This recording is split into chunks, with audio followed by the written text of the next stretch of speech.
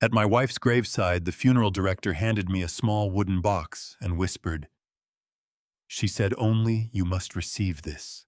Before I could open it, my daughter snatched it from my hands. Inside was only an old iron key and a folded note. She laughed, dropped the box onto the fresh dirt, and said, "This junk should stay buried with her." But 3 weeks later, when I placed that same key on a bank counter, the clerk went pale and whispered, "Call your attorney. Do not leave this building. I'm incredibly grateful to have you here today." This dark countdown of family trust, a devoted dad, and a brilliant revenge will move you. Comment your city or country below so we can connect. Also, please note this story includes crafted elements for entertainment and educational purposes. Any resemblance to specific names or settings is purely coincidental, but the core message remains deeply useful. The gravediggers had already packed up their equipment by the time I found myself alone at Eleanor's grave. Everyone else had gone Chloe to her car, Brandon, to wherever Brandon disappears to when things get uncomfortable, the handful of Eleanor's old friends back to their quiet lives in Columbus.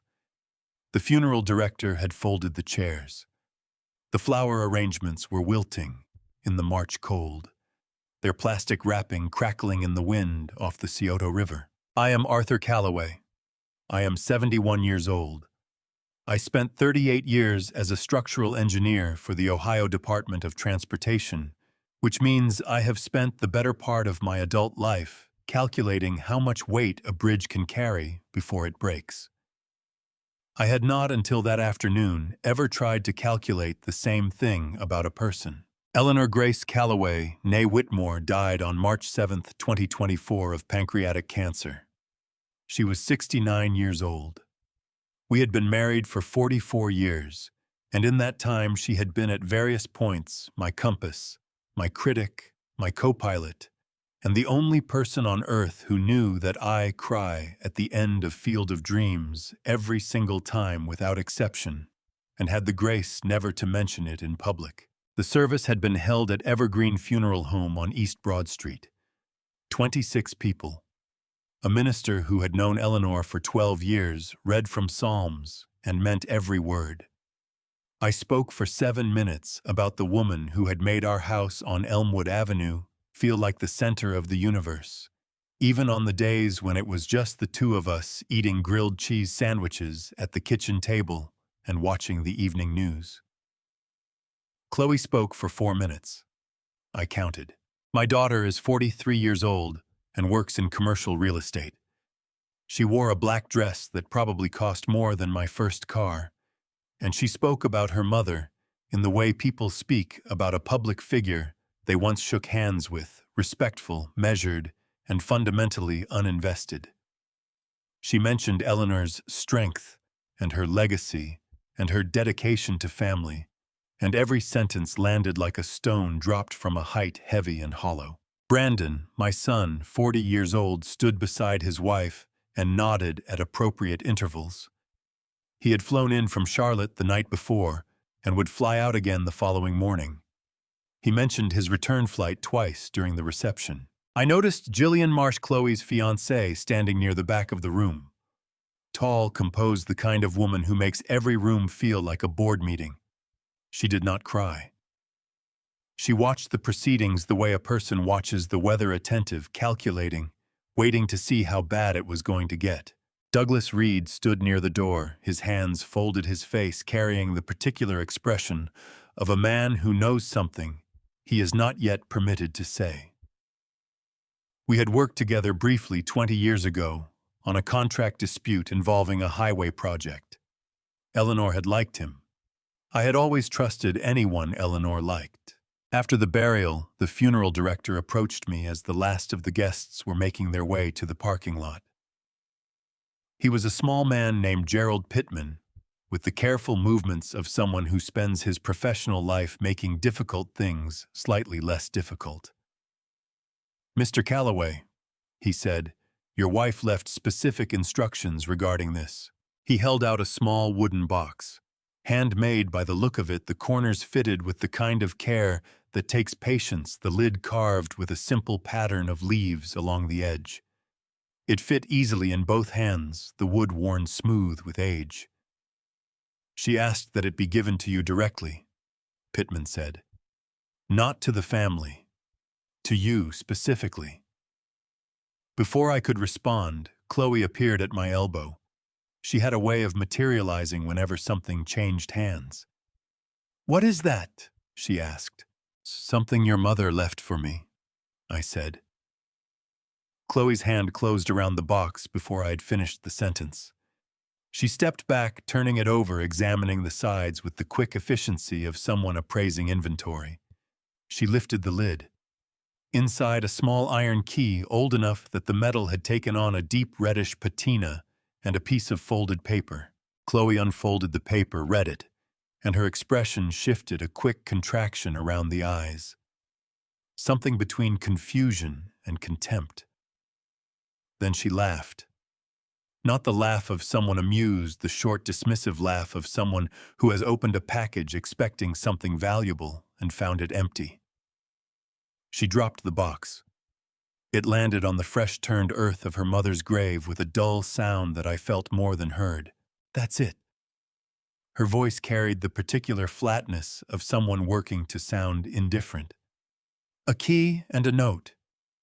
She looked down at the box on the dirt, then back at me. This junk should stay buried with her. She walked away. Her heels left small impressions in the wet grass. Brandon glanced at me with an expression I couldn't quite read, halfway between apology and relief that the decision had been made for him, and followed his sister. Jillian followed Brandon without looking back. I stood there until their cars had pulled out of the cemetery drive. Then I looked down at the box in my hands. The key was still inside. The note had fallen to the ground when Chloe let it drop. I bent down and picked it up.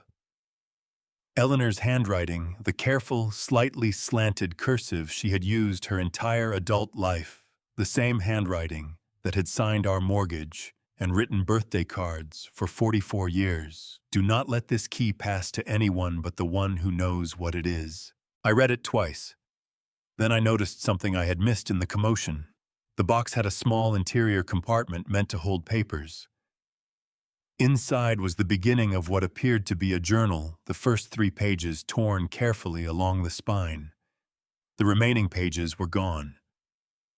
Someone had removed them before the box reached my hands. I looked up at the parking lot. Chloe's Mercedes was already turning onto the main road. The wind picked up across Greenlawn Cemetery, rattling the dead leaves caught against the headstones. I stood at my wife's grave, holding a key to something I didn't understand, watching my daughter drive away with pages I hadn't yet read.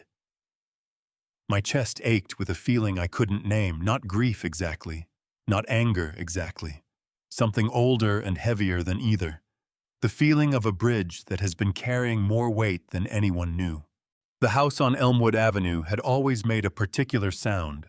When I came home, the 3rd floorboard in the hallway creaking, the kitchen faucet doing its slow drip, the radiator knocking twice before it settled. Eleanor used to say the house was just checking in, making sure we were still there. That night, coming through the front door with the wooden box tucked under my arm, the house made all its usual sounds. But Eleanor didn't call from the kitchen to ask how I was holding up, the way she had called out every evening for 44 years. The kitchen light was off.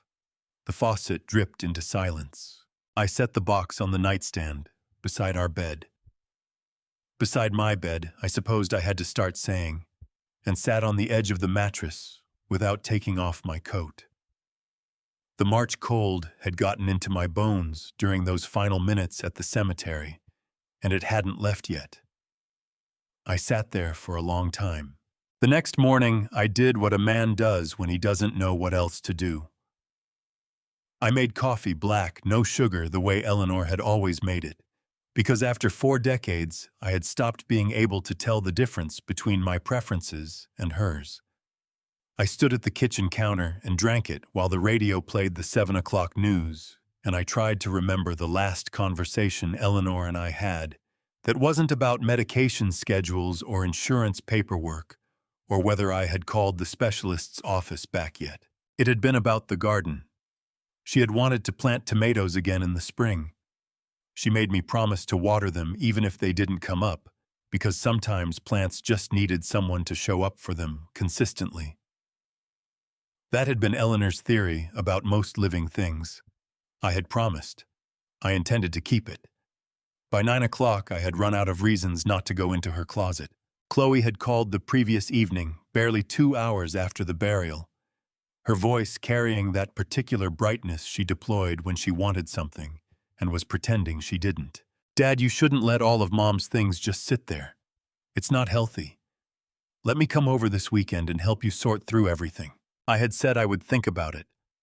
What I thought was that I wasn't ready to let Chloe's hands move through Eleanor's belongings the same way they had moved through that wooden box at the cemetery, quickly, efficiently looking for value. So I went into the closet myself. Eleanor's clothes still held the faint smell of her, the cedar sachets she kept on the shelves, the light floral of her hand lotion. Something underneath that was just Eleanor and had no name. I stood in the doorway for a full minute before I could make myself reach for anything. I started with the sweaters on the top shelf. Practical woman Eleanor, she had organized by season and color, lightest to darkest summer to winter. The blue one was near the end of the row. She had worn it constantly from October through March, a soft cornflower blue that had faded at the elbows from years of use. I had bought it for her at a craft fair in Granville back in 2009, and she had worn it so many times that I had stopped seeing it as a gift and started seeing it as just part of her. I lifted it off the shelf, and something shifted in the left pocket.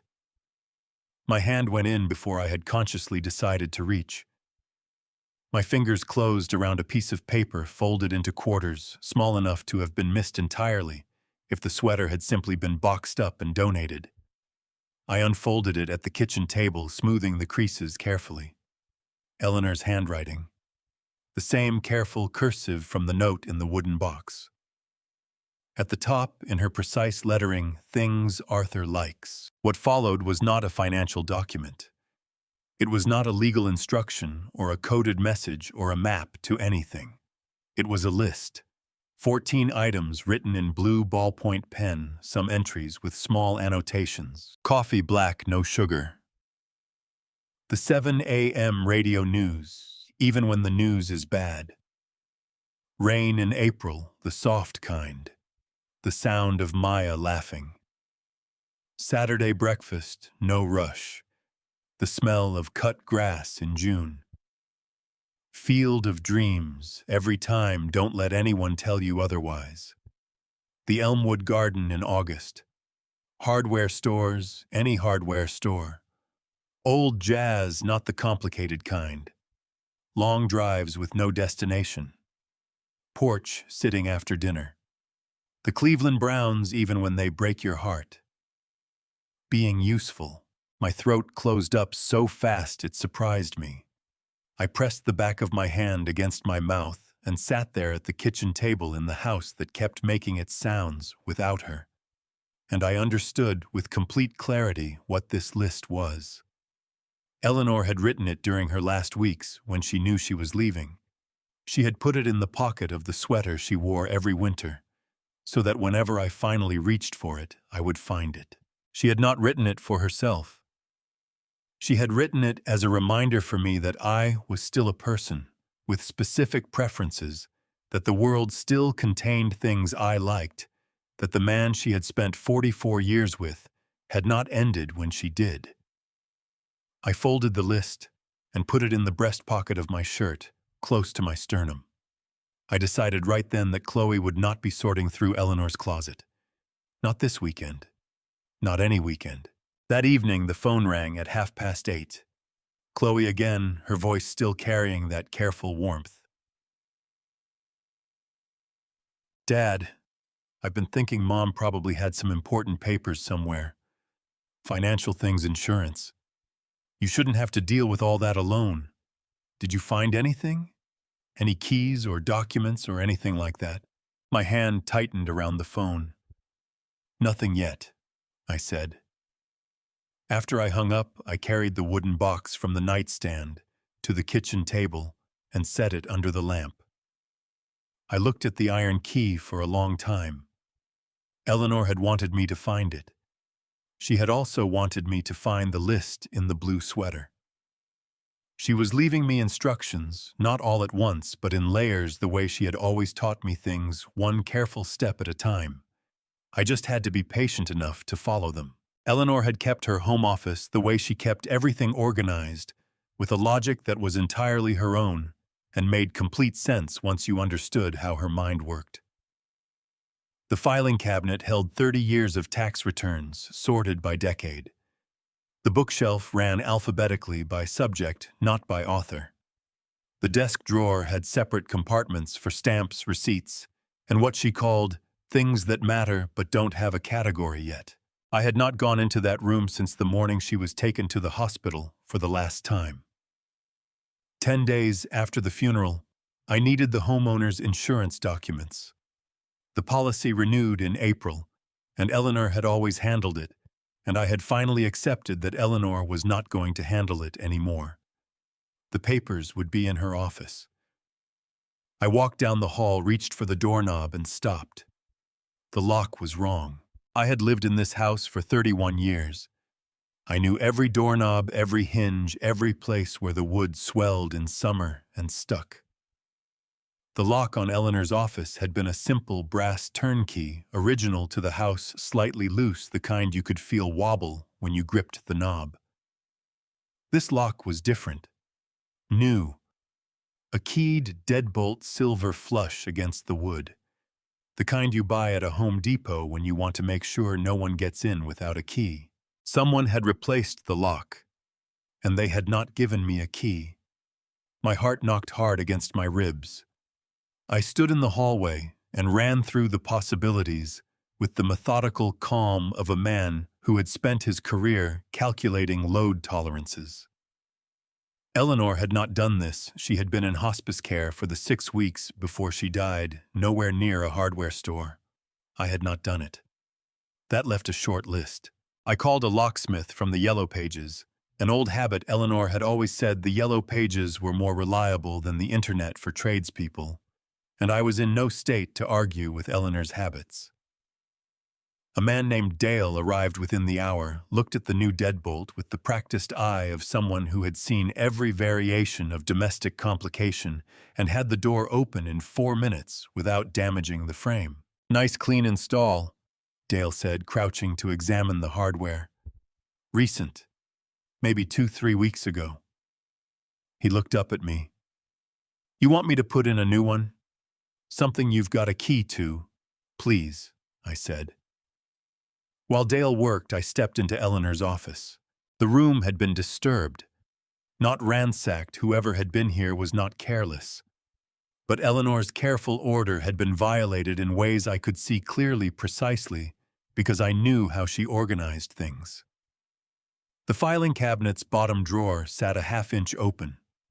The bookshelf had 3 volumes pushed back farther than the others, as though someone had pulled them out and replaced them without paying attention to alignment. The desk chair sat at an angle Eleanor would never have left it. The desk itself had a center drawer. The small brass lock on that drawer had been forced, the wood around the keyhole splintered inward, the damage fresh enough that the pale wood underneath hadn't yet darkened with age. The drawer was empty. I stood there with my hand on the splintered wood and felt a cold that had nothing to do with the March temperature. Eleanor had kept things in that drawer. I didn't know exactly what she had her private spaces, and I had always respected them, but I knew she had kept things there because I had seen her open it hundreds of times over 30 years, always with the small brass key she wore on a chain with her mother's locket. I checked the wastebasket beside the desk. Inside, crumpled into a loose ball, was a sheet of blotting paper, the kind Eleanor kept on the desk pad for drying ink. I smoothed it under the desk lamp, tilting it, until the light caught the impression of reversed letters, a column of numbers, and at the bottom in Eleanor's handwriting, pressed hard enough to transfer clearly through the blotter, for Arthur. My hands were not steady when I set the paper down. Dale appeared in the doorway holding up a new key. All done. 2 copies. He looked at my face and had the good sense not to ask questions. You okay, sir? Fine, I said, which was not true but was the only available answer. After Dale left, Chloe called. It was the 4th call in 6 days, and this one had dropped the warmth entirely. Her voice was clipped efficient, the voice she used in professional settings when pleasantries were wasting time. Dad, I need to know if you've gone through Mom's office yet. There may be financial documents in there of account statements, that kind of thing. It's important for the estate. My jaw tightened until my back teeth ached. I haven't found anything useful, I said. What about that key, the one from the box at the cemetery? Her voice was careful now, calibrated. Mom must have mentioned it to someone for a reason. I just want to make sure nothing gets overlooked. The iron key was in my shirt pocket next to Eleanor's list. It had not left my person since the cemetery. I'll keep looking, I said. The line went quiet for a beat. Then, I told her I appreciated it. I told her I would be in touch. I hung up the phone and stood in Eleanor's office doorway, looking at the forced drawer and the empty space inside it, and I understood something with the clarity that comes from standing very still and paying close attention. Chloe had been in this room.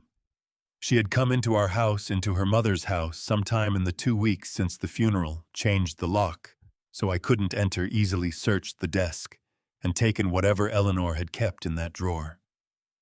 She had done it before, and I thought to look. She had known exactly what she was looking for, which meant she had known it was there, which meant she had been planning this for longer than any of it had happened. The number on the blotting paper had 7 digits, and I spent 2 evenings turning it over in my mind before I understood what it was. Not a phone number, wrong format. Not a zip code. Not a social security fragment. On the 3rd morning, I pulled out my reading glasses and looked at it alongside the wooden box, the iron key, and Eleanor's note. And the answer came to me the way answers usually come, not as a flash of insight, but as the slow recognition of something that had been obvious all along. It was an account number. I called Keystone Federal Credit Union on a Tuesday morning, identified myself, and asked whether they had any accounts associated with a number I read carefully from the blotting paper. The woman on the phone put me on hold for 4 minutes. When she came back, her voice had the careful neutrality of someone who had been trained not to confirm or deny anything over the phone. Mr. Calloway, I'd recommend coming in to speak with someone in person. Bring valid ID and any documentation you have. That was enough. I made the mistake of mentioning this to Chloe during her daily call that evening. I did not intend to mention it.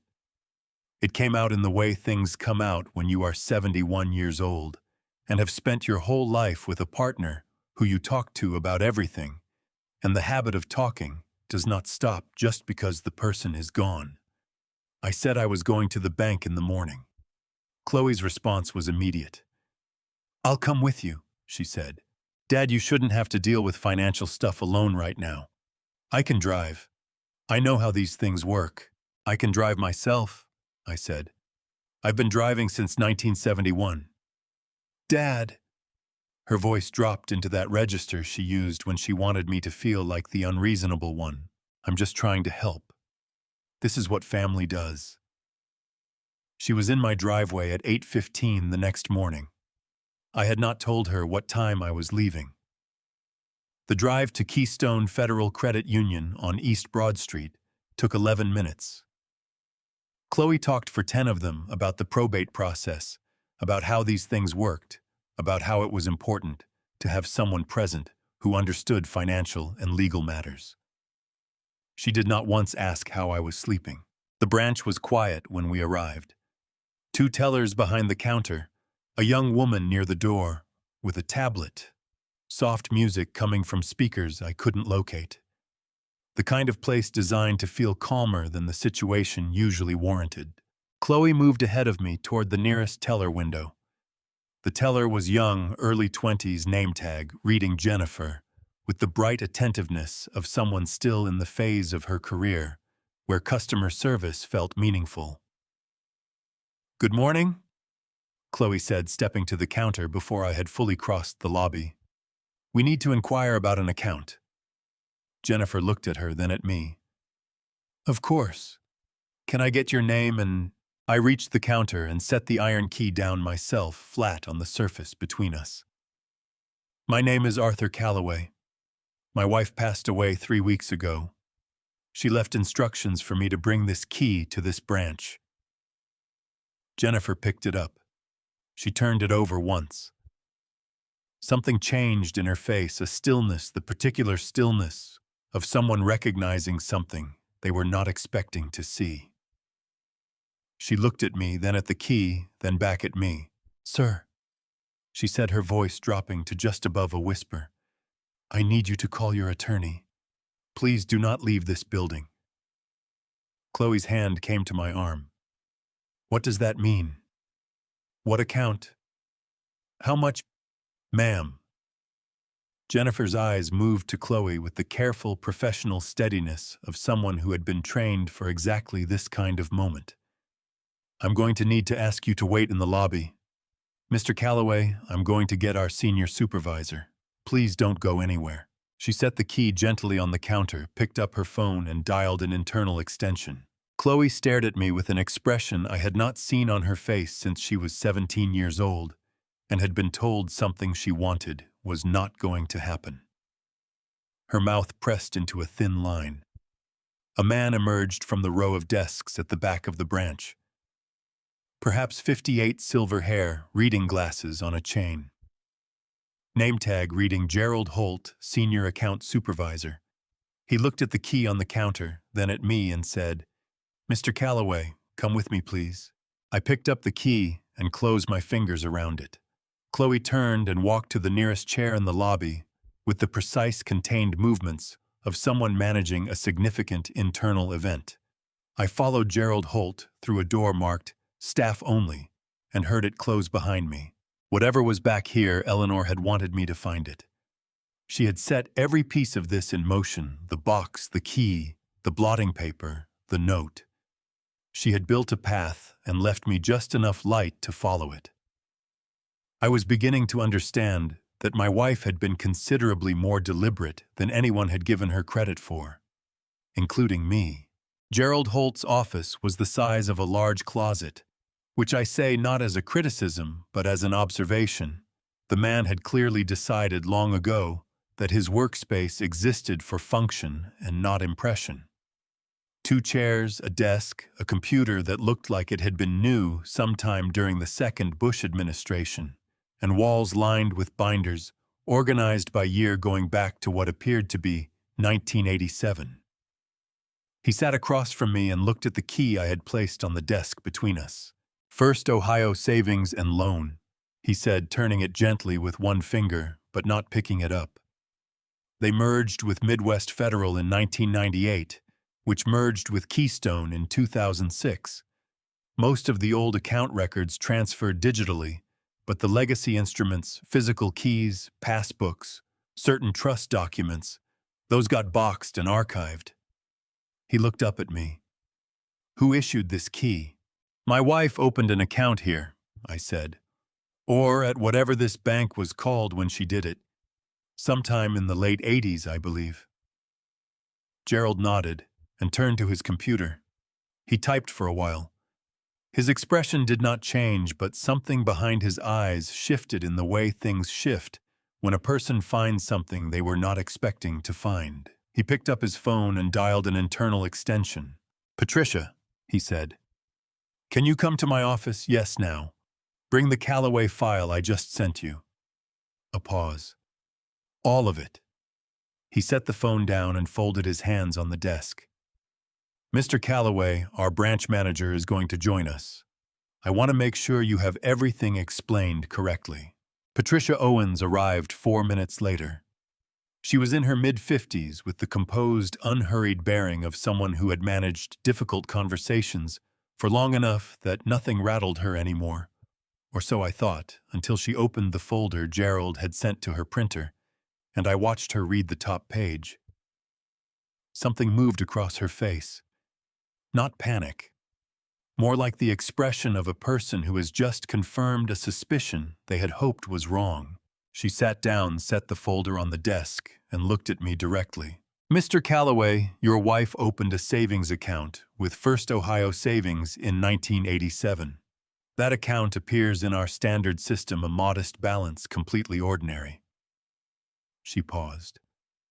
"But in 1989, she opened a second account, an investment account. She made an initial deposit of $500 and then began making monthly contributions, $30, $50, whatever she could manage. Every dividend was reinvested. She never made a single withdrawal. I tried to do the arithmetic in my head and gave up almost immediately. In 1999, Mrs. Owens continued, your wife established a legal entity called the Eleanor M. Calloway Family Trust. She transferred the investment account into the trust. A trust, Mr. Calloway, is a separate legal structure. It holds assets on behalf of named beneficiaries and does not appear in a standard search of personal accounts. You have to know it exists to find it. She looked at me steadily. That is why no one found it. She slid a single sheet of paper across the desk toward me. The number at the bottom of the page read $2,314,958. I looked at it. I looked at it again. My brain, which had spent 38 years calculating compressive stress on reinforced concrete, refused to process the number in any personal context. It was an engineering figure. It belonged on a project budget, not on a document with Eleanor's name on it. That's not possible, I said. My voice came out steadier than I felt. She worked in a school cafeteria for 22 years. We had one income for most of our marriage. $30 to $50 a month for 35 years, Mrs. Owens said quietly. Reinvested at compound interest with the market returns of that period.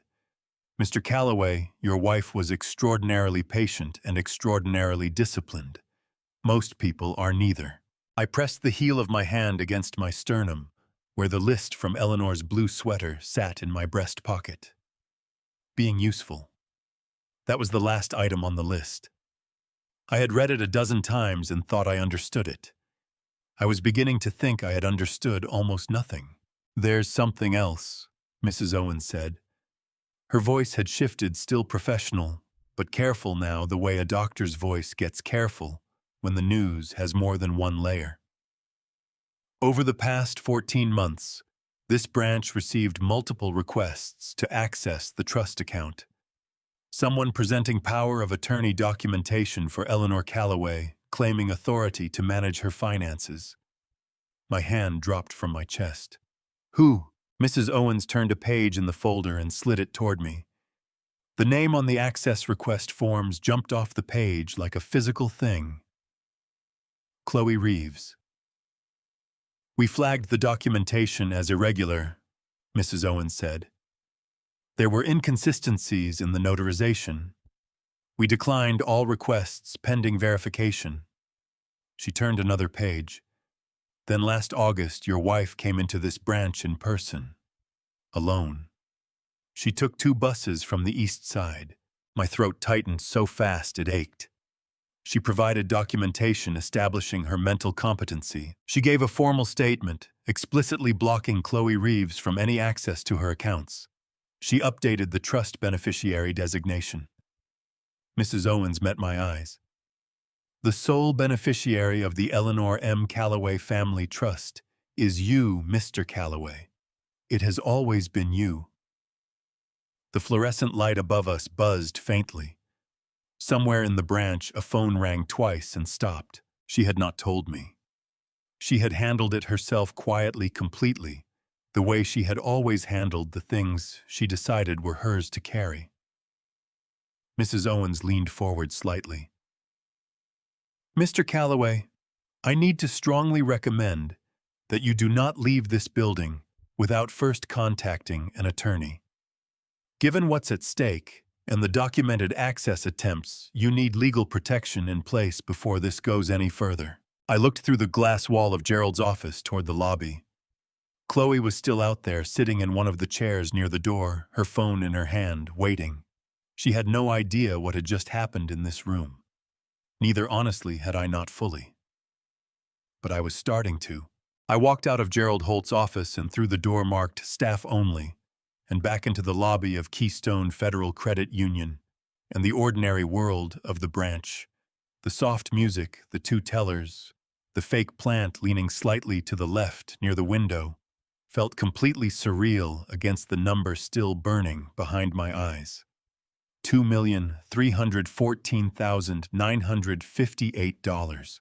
Chloe was on her feet the moment she saw me.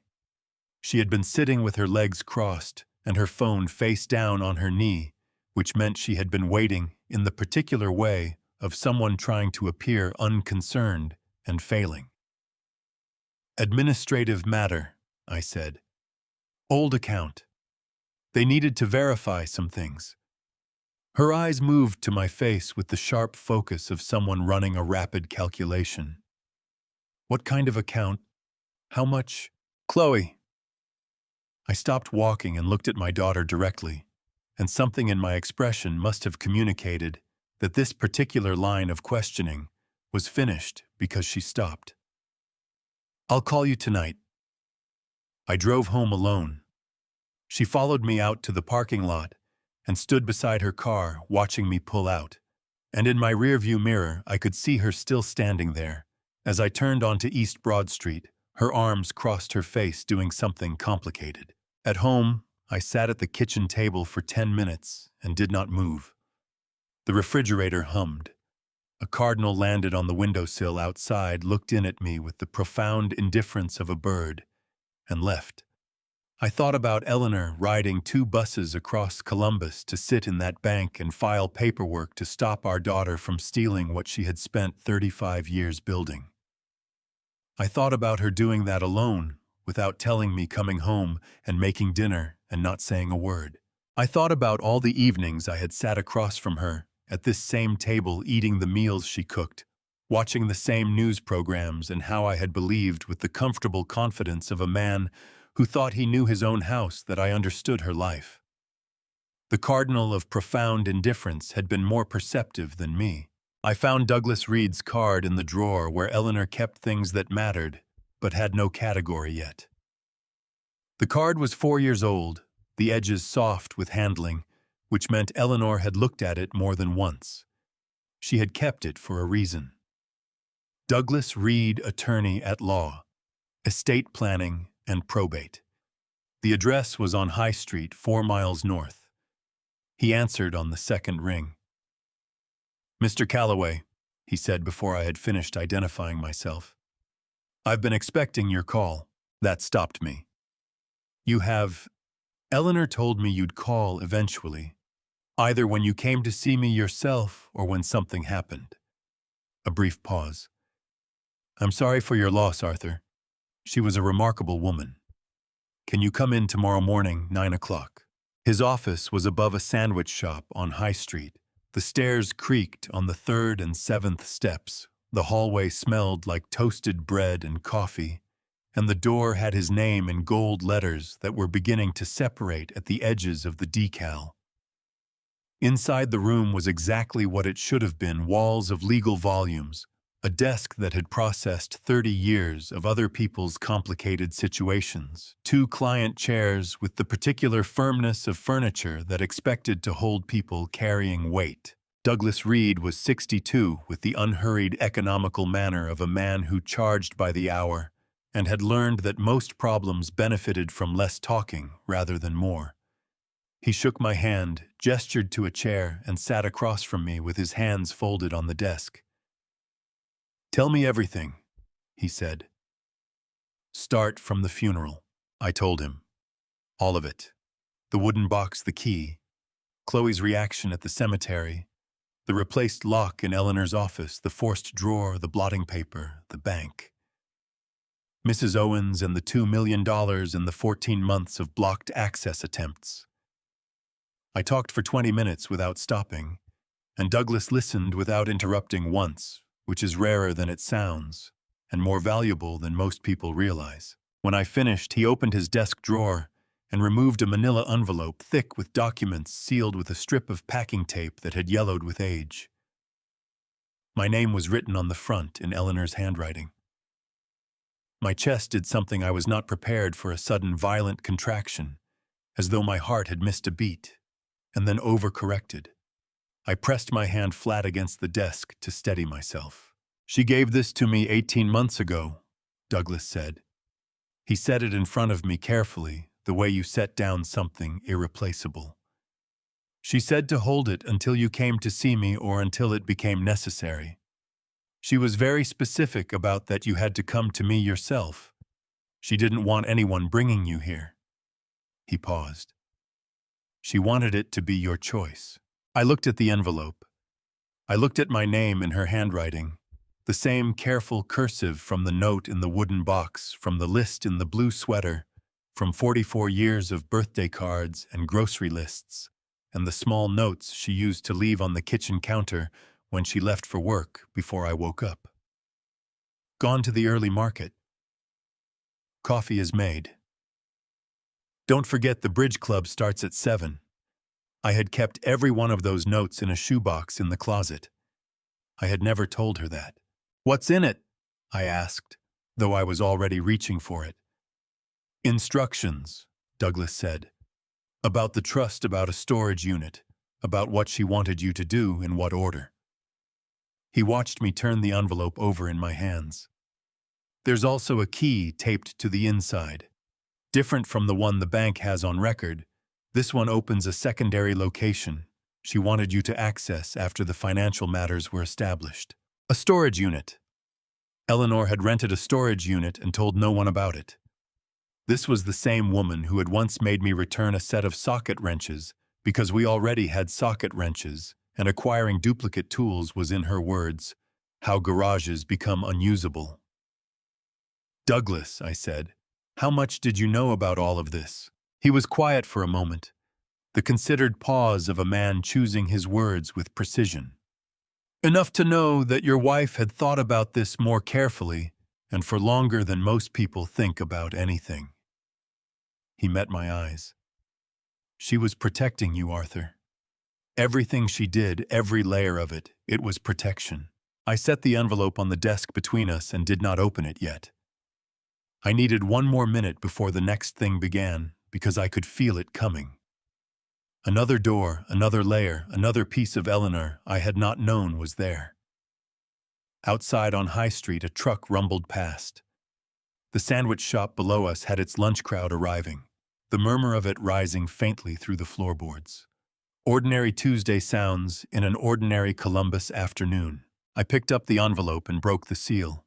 The envelope contained 4 things: a handwritten letter from Eleanor, 3 pages folded in thirds; a copy of the trust document, 41 pages tabbed and annotated in Eleanor's handwriting in the margins, the kind of careful markup that takes hours and means the person doing it intends to be understood; a rental confirmation for secure vault storage on Westerville Road, Unit 31, paid through December 2027. And a second key, smaller than the iron one from the wooden box, brass and ordinary-looking, with a paper tag attached by a loop of string. On the tag, Eleanor's handwriting, Unit 31, after the bank, in that order. In that order. Even now she was sequencing things, making sure I did not skip ahead. I read the letter that night at the kitchen table, all 3 pages twice. Then I folded it carefully and put it back in the envelope and sat for a long time with my hand flat on the table, breathing. I am not going to describe what was in that letter yet. Some things need to be arrived at in the right sequence, and Eleanor, who had organized this entire situation with the patience of a woman who had been thinking about it for 26 years, would have agreed with me on that point. What I will say is that by the time I finished reading, the coffee in my mug had gone completely cold, and I had not noticed, and the kitchen clock read 11:47, and I understood for the first time in my life what it means to grieve someone you thought you already knew. Douglas met me at Secure Vault Storage the next morning at 8. He had offered to drive, but I had declined. I needed the 11 minutes of highway between Elmwood Avenue and Westerville Road to assemble myself into something that resembled a functional person. Secure Vault was the kind of storage facility that exists in every mid-size American city and is somehow invisible until you need one. A long, low building, the color of old mustard. Rows of orange roll-up doors, a keypad entry gate with a code Eleanor had included in the envelope. Douglas was already there when I pulled in, standing by his car in his pressed jacket, holding 2 cups of coffee from the Tim Hortons on the corner. He handed me one without asking. I took it without thanking him. We walked to Unit 31 in the particular companionable silence of 2 people who have agreed without discussing it that words are not currently required. The brass key fit the padlock on the first try. The unit was approximately 8 feet by 10, smaller than our guest bathroom, larger than I had expected, given Eleanor's feelings about unnecessary accumulation. Inside 3 cardboard boxes sealed with packing tape, each labeled in her handwriting. A metal filing cabinet, 2 drawers locked, and in the back corner a wooden trunk oak by the look of it, old enough that the brass hinges had developed a green patina. A keyhole on the front latch, the iron key from the wooden box. I had been carrying it in my shirt pocket since the cemetery. It fit. The trunk lid was heavy and swung up smoothly as though someone had oiled the hinges recently. The smell that came out was cedar and old paper and something underneath not unpleasant, just old. The smell of time being stored carefully. Inside, on top of everything else, lay a journal. Dark blue cover, cloth-bound, thick enough to have taken years to fill. On the front, in black, permanent marker in Eleanor's hand, 1999, 2024. For the record.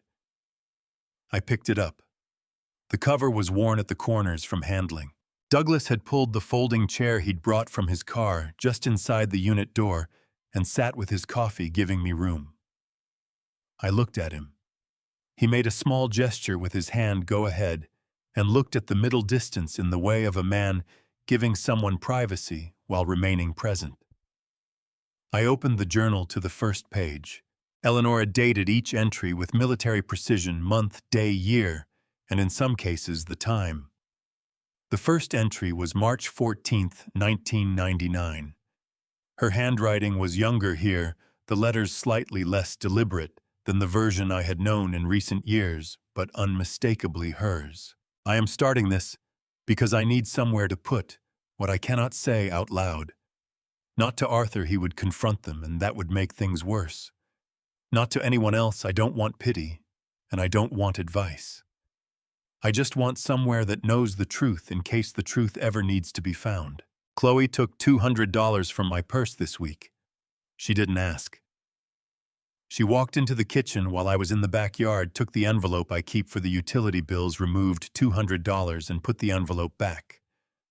When I asked her about it, she said she had borrowed it and would pay it back. She has not paid it back. I don't think she intends to. She has no reason I can identify to need $200 badly enough to take it without asking from her mother's utility envelope. I am writing this down because I want to remember it accurately. Memory is not reliable. Paper is. I read the next 4 entries standing up right there in the storage unit, with Douglas's coffee cup making small sounds as he set it on the concrete floor.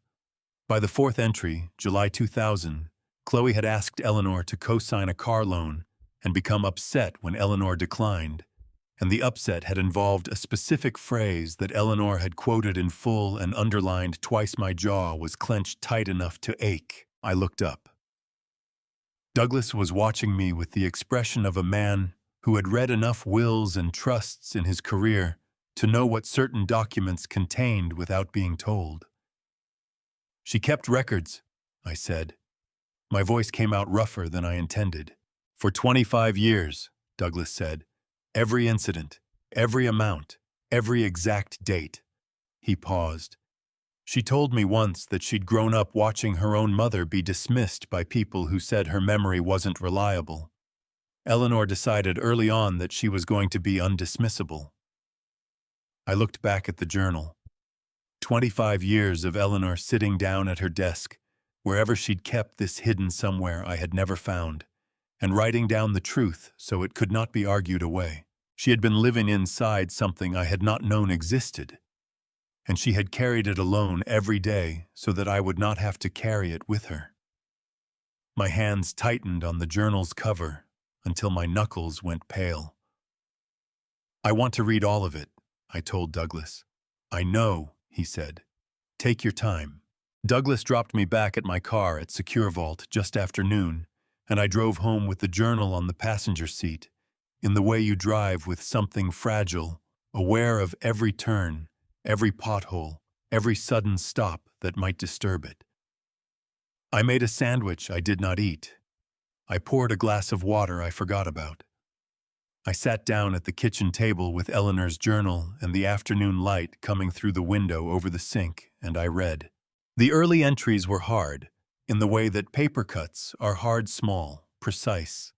The pain disproportionate to the size of the wound. 1999, 2001, 2003. Chloe borrowing money and not returning it. Chloe arriving for Sunday dinners and leaving before the dishes were done, always with somewhere important to be. Chloe asking in 2004 whether Arthur and Eleanor had updated their wills recently and whether they had thought about what would happen to the house. Eleanor had written in her careful way, "I did not answer the question about the will." I changed the subject to her job, and she allowed the redirect, which tells me she was not ready to push yet. I am writing this down because I think she will push eventually, and I want to have a record of when it began. 20 years of patience. 20 years of careful documentation. I read each entry with the slow, deliberate attention of a man reading a structural assessment of a bridge he had been crossing daily without knowing it had a crack in a load-bearing beam. Brandon appeared in the entries too less frequently than Chloe, less calculated in his taking, more careless. He had borrowed $1,100 in 2007 for a car repair that turned out to be a Vegas trip. Eleanor had found out through a mutual acquaintance 3 months later. She had not confronted him. She had written it down. Brandon is not cruel, she had written. He is weak in the particular way of people who have never been allowed to experience the natural consequences of their choices. That is partly my fault. I am writing that down too. That entry cost me something. I set the journal face down on the table and looked at the ceiling for a while.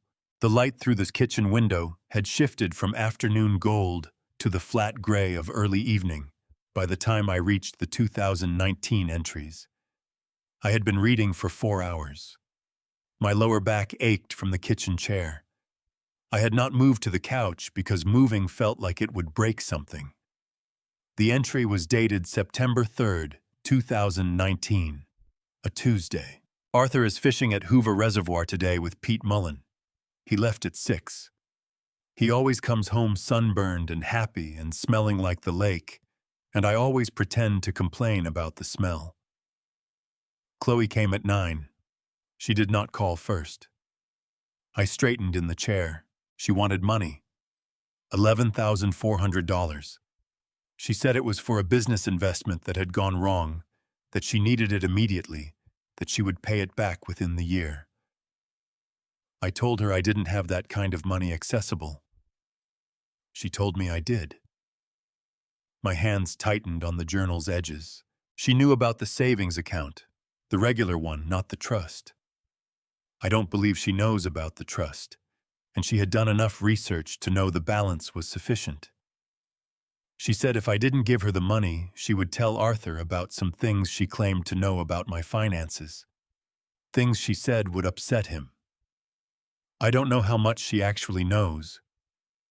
I don't know if she was bluffing. Then she said something I am going to write down exactly as she said it, because I never want to misremember it. Mom, you're getting older. If you make this difficult, I can start making calls about assisted living options. There are places that will take you quickly.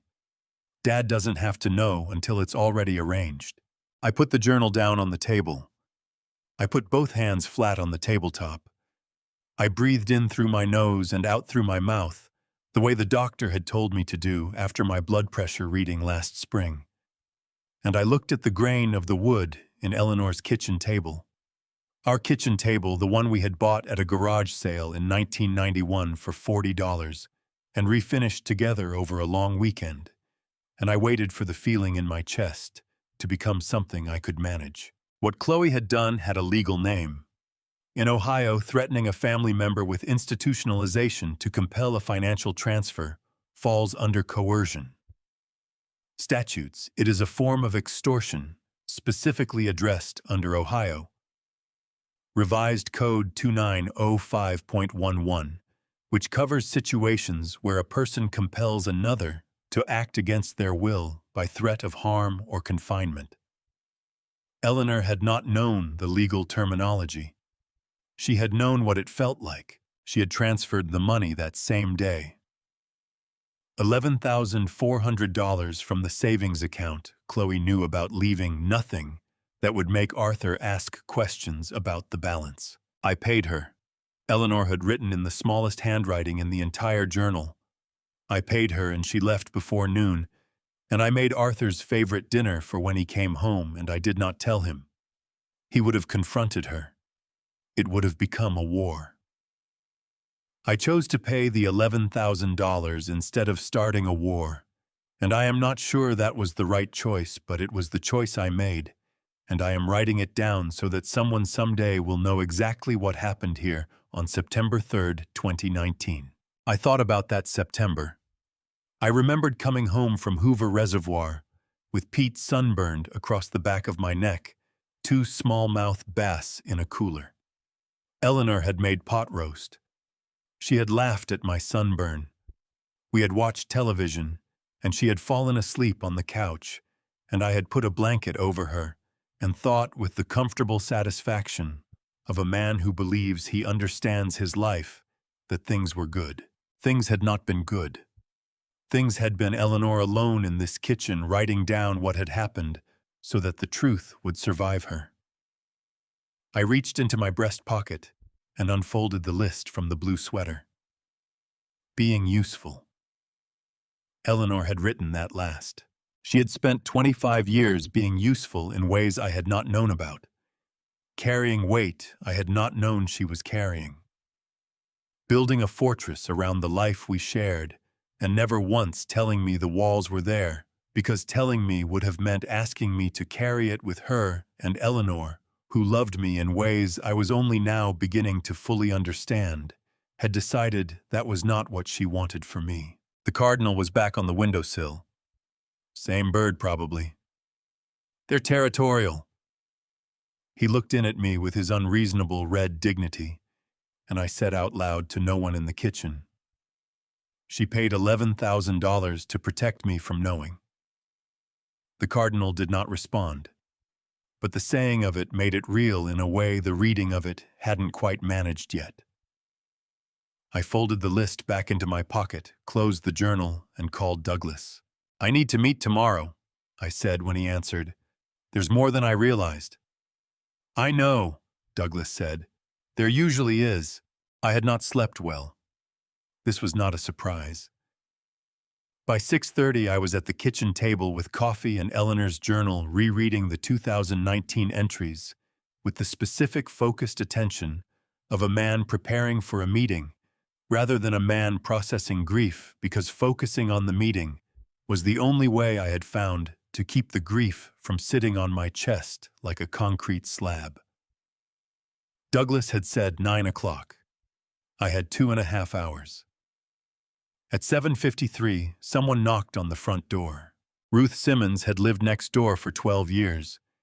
She was 74, 5'2", with white hair she kept in a practical braid, and the careful, deliberate movements of someone who had learned to take her time with the physical world after a hip replacement 3 years ago.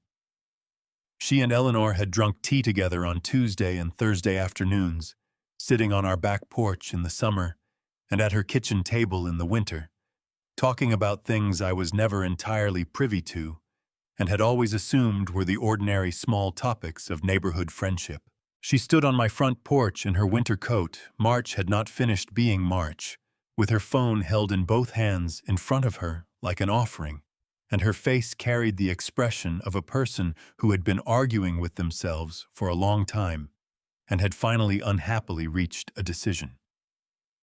"Arthur," she said, "I'm sorry to come so early. I wasn't sure I was going to come at all, and I was afraid that if I didn't do it now, I'd talk myself out of it again." "Come in," I said. She shook her head. I need to show you something, and then I'll go and you can decide what to do with it." She looked down at the phone in her hands. Her knuckles were white around the case. "I took a photograph last summer. July, I think. I've been trying to decide whether to show you since Eleanor passed. I should have shown you sooner. I'm sorry I didn't." She turned the phone around and held it up.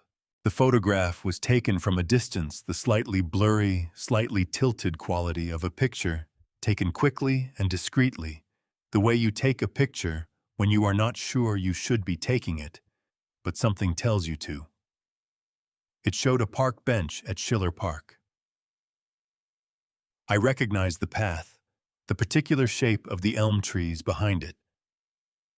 Two women sitting on the bench. Eleanor was on the left. She was wearing the blue sweater. My throat closed.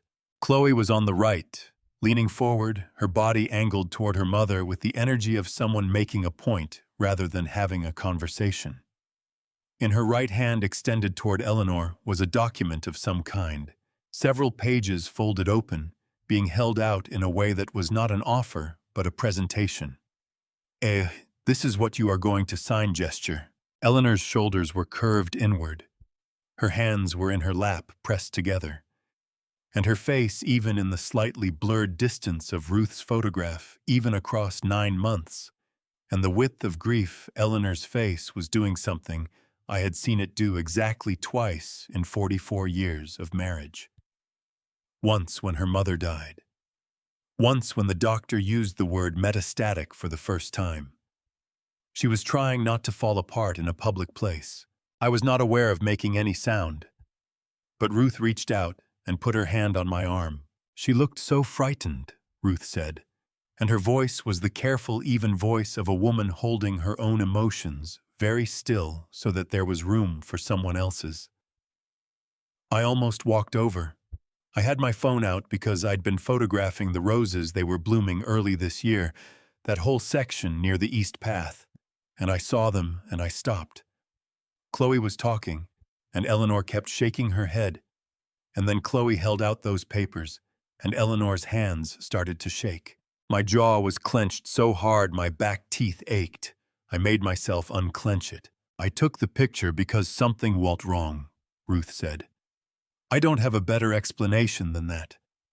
It felt wrong, and I wanted a record of it the way you want a record of something you might need to explain later. And then I didn't know what to do with it. Eleanor never mentioned it to me. The next time I saw her for tea, she was perfectly normal, and I thought maybe I had misread the situation, and I kept almost bringing it up, and then not bringing it up, and then she got sick, and then—" Ruth stopped. She pressed her lips together. "I should have said something sooner. I am genuinely sorry, Arthur. Can you send that to me?" I asked. My voice came out steadier than I had any right to expect. "I already did," Ruth said. "While I was standing here working up the nerve to knock. It's in your texts." I had not looked at my phone yet this morning. I looked now. Ruth's number, which I had not known I had until this moment, had sent me the photograph at 7:49, 4 minutes before she knocked, during the 4 minutes she had apparently spent standing on my porch, in the March cold, arguing herself into the decision. "She always said you were a good man," Ruth said. Her voice had developed a slight roughness. She said it regularly, actually. Not in a performing way, not the way people say things like that for effect. She said it the way you say something true that you want to make sure someone else knows too, just in case. Ruth stepped back from the door. I'll let you go. I imagine you have things to do. She turned and walked back down the front path. Her coat collar turned up against the wind, her braid over her shoulder, moving with the careful dignity of a woman who had done the difficult thing and was ready to be done with it. I stood in the open door for a moment after she rounded the hedge back to her property. July. Chloe had brought papers to Schiller Park in July. 1 month after the photograph Ruth now showed me, Eleanor had ridden 2 buses across Columbus to the bank to update the trust and block Chloe's access. The photograph and the bank visit were the same story. Eleanor had looked at those papers Chloe pushed toward her on that park bench, and she had decided something. She had decided she was done absorbing it quietly. She had gone to the bank instead, alone, on 2 buses, at 68 years old. I went back inside, sat at the kitchen table, and looked at the photograph on my phone for a long time. Eleanor in the blue sweater, hands pressed together in her lap, trying not to come apart in public. Chloe leaning forward with papers extended, talking. The list from the blue sweater was in my breast pocket. Being useful. I pressed my hand flat against it through the fabric of my shirt. Then I picked up my keys, picked up Eleanor's journal, and drove to Douglas Reed's office on High Street. I had a 9 o'clock meeting. I had a photograph. I was starting slowly and with considerable difficulty to understand the full dimensions of what Eleanor had built and what she had built it to withstand. The meeting with Douglas lasted 2 hours. I showed him the photograph Ruth had sent. I showed him the 2019 entries in Eleanor's journal, the ones about Chloe, the $11,000, the specific words Eleanor had written down and underlined twice. Douglas read everything with the unhurried attention he gave to all documents, his reading glasses on his pen, moving occasionally to make small marks in his own notepad. When he finished, he set his pen down and looked at me over the tops of his glasses. This changes the scope of what we're dealing with, he said. The journal entries about 2019 document an act of financial coercion against a vulnerable adult.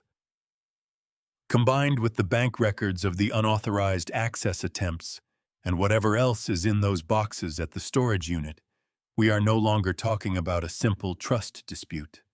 He paused. We are talking about a pattern. I drove home in the early afternoon with the word pattern sitting in the passenger seat, where Eleanor's journal had been that morning. A pattern. Not one bad moment, not one desperate decision, not the kind of thing that could be explained away as family friction or a misunderstanding between people who loved each other imperfectly. A pattern. 25 years of documented behavior recorded in Eleanor's careful handwriting on the pages of a cloth-bound journal that she had kept hidden and organized and updated right up until she no longer could. The rest of the afternoon I spent at Secure Vault with the 3 cardboard boxes. I had not opened them during the first visit. The journal had taken all available attention. Now I worked through them methodically, the way I had once worked through engineering assessments item by item, no conclusions until all the data was present. The boxes contained investment statements going back to 1989. Bank correspondence. Copies of the trust documents at every stage of amendment, each version showing Eleanor's handwriting in the margins, each one slightly more protective than the last. A folder labeled Incidents in Eleanor's Hand, containing printed emails, handwritten notes, and in one case a photograph of a check made out to Chloe, signed by Eleanor, dated November 2015 for $3,000. With the memo line reading loan repayment in Eleanor's writing. The notation was a lie. Chloe had apparently requested a way to make the transaction look like Chloe paying Eleanor back, rather than Eleanor paying Chloe out. Eleanor had kept the check anyway. with a note paper-clipped to it, not a repayment, a payment. Chloe's description, not mine. Keeping for the record. I drove home at 6 o'clock, made dinner, ate half of it, washed the dishes with the mechanical focus of a man keeping his hands busy so his mind could work. It was 9:15 when I went into the bedroom and stood looking at the nightstand on Eleanor's side of the bed. The wooden box sat where I had placed it the night of the funeral. The iron key was in my shirt pocket. The list was in my breast pocket. Everything Eleanor had sent ahead of herself was accounted for, except I had not touched the drawer. Eleanor's nightstand had a single drawer. She had kept it locked, not with anything dramatic, just a small barrel lock, the kind that came standard on that model of furniture with a tiny key on her keychain. After she died, I had put her keychain in the drawer on my side. I had not opened her drawer because opening it had felt like the last door, the one I was least ready for. I got her keychain. I opened the drawer. Inside, a tube of hand lotion lavender nearly empty. A paperback novel with a bookmark 3/4 through. She had not finished it. Her reading glasses, the pair she kept for nighttime. A small notepad with grocery lists going back several months. And underneath the notepad, half hidden, a phone. Not her regular phone that had been on the kitchen counter when she was taken to the hospital, and I had kept it in the kitchen drawer since unable to do anything with it. This was an older phone, smaller, the kind people kept as a backup.